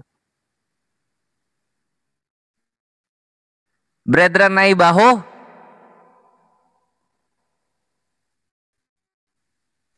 Halo, apa? Kenapa percaya Yesus Raja itu mengalami sendiri atau anti sola scriptura? Maksudnya dapat tafsir-tafsir yang tidak tertulis. Gimana? Ya kok percaya Yesus Raja? Nah, karena dia sendirilah. Kalau Alkitab sudah tertulis, karena ada tertulis. Oh, udah tertulis di Biblos itu Yesus Raja ya. Nggak perlu pembuktian ya? Untuk apa? Kalau bagi orang yang percaya dengan Alkitab, untuk apa pembuktian? Memang dia sudah raja kok. Iya kan, kalau misalnya ada orang yang ngomong saya adalah PNS, nah nanti dia nunjukin KTP-nya tertulis memang dia PNS. Nah kalau Yesus ini disebut raja ini, buktinya itu apa? Nah kalau ada tertulis di salib Yesus itu, Inri. Iya kalau tertulis raja. Kan masih klaim ya, kalau tertulis itu masih. Nah buktinya tuh apa? Itu sudah ya apa ya, persidangan Pontius Pilatus itu. Kan Pilatus yang bertanya, apakah engkau raja orang Yahudi? Nah, jawab Yesus, engkau sendiri sudah mengatakannya. Nah ini kadang tuh gini apa ya? Kadang tuh Yesus tuh kalau ditanya tuh suka nggak nyambung jawabnya gitu. Orang Pilatus tuh nanya gitu, malah dibilang menyatakan pertanyaan kok jadi pernyataan. Bukan pernyataan, engkau sendiri telah mengatakannya atau itu kan nanya gitu, nggak ada ngomong Pilatus itu kamu adalah raja Yahudi, nggak gitu dia. Apakah kamu raja Yahudi? Itu kan bertanya gitu. Anda mengutip membaca semua isi Alkitab, tidak pernah Yesus mengatakan iya atau bagaimana, tidak pernah mengiyakan. Iya, nggak pernah mengiyakan. Nah itu dia suka apa ya? Kalau gue baca tuh narasi Yesus tuh suka pelitat-pelitut. Kalau ditanya apa, jawab apa gitu. Dibahas apa, bahas apa gitu kan. Contoh kayak misalnya kerajaan sorga, dia malah bahas soal 10 poin mina yang gitu-gitu loh kan, jauh ya, bikin bingung. Jadi tiap denom itu punya penafsiran sendiri jadinya. Anyway, ini Brother Naibaho, gue mah sekarang posisinya mengajak aja gini loh. Kalau misalnya emang lu sayang keluarga lu, anak lu, istri lu, sahabat, orang tua gitu, tolong dipikirkan akhirat lu gimana gitu. Karena nggak mungkin hubungan yang Tuhan izinkan kepada kita untuk kita jalani di dunia ini, ujung-ujungnya itu malah jadi nggak jelas. Pasti ada tujuannya. Tuhan kan maha baik ya. Allah itu maha baik, maka segala sesuatu yang dia tetapkan adalah baik untuk kita gitu. Sehingga orang tua, anak, istri, kebaikannya ini akan terus berlanjut dalam Islam ya, sampai ke akhirat nanti. Makanya dipikirkanlah akhirat itu kayak gimana. Baik sahabat-sahabat yang dimuliakan oleh Allah Subhanahu wa Ta'ala, terkait oleh karena berulang beberapa kali kita minta kepada saudara Naibaho untuk kemudian menunjukkan data tentang Mesias yang dimaksud Daud adalah tuannya. Tidak ada data akurat bahwa itu adalah Yesus. Bahkan Yesus sendiri mengatakan bagaimana mungkin kemudian dia adalah Mesias, dia adalah Tuhan bagi Daud, sementara Tuhan menyebut bagaimana mungkin kemudian Mesias itu adalah anak Daud, sementara Daud sendiri menyebut Mesias itu sebagai Tuannya. Artinya dengan sendirinya Yesus membantah bahwa Mesias itu adalah anak Daud. Ya, artinya bukan anak Daud. Sementara Yesus datanya jelas adalah anak Daud. Nah, kalau ini dianggap sebuah pemahaman yang salah dari saya, maka tugas daripada teman Kristen itu menunjukkan bahwa Tuhan yang dimaksud Daud itu adalah Yesus. Di mana tuannya ini mampu kemudian menundukkan ya musuh-musuhnya. Nah, kalau itu datanya tidak ada, berarti ya bisa jadi itu adalah baginda Rasulullah Muhammad Sallallahu Alaihi Wasallam, karena beliau dipanggil Sayyid, dia dipanggil Tuan, junjungan. Lalu kemudian baginda Rasulullah Muhammad Sallallahu Alaihi Wasallam itu juga mampu kemudian menaklukkan musuh-musuhnya. Rasulullah Muhammad Sallallahu Alaihi Wasallam sangat nyata bagi kita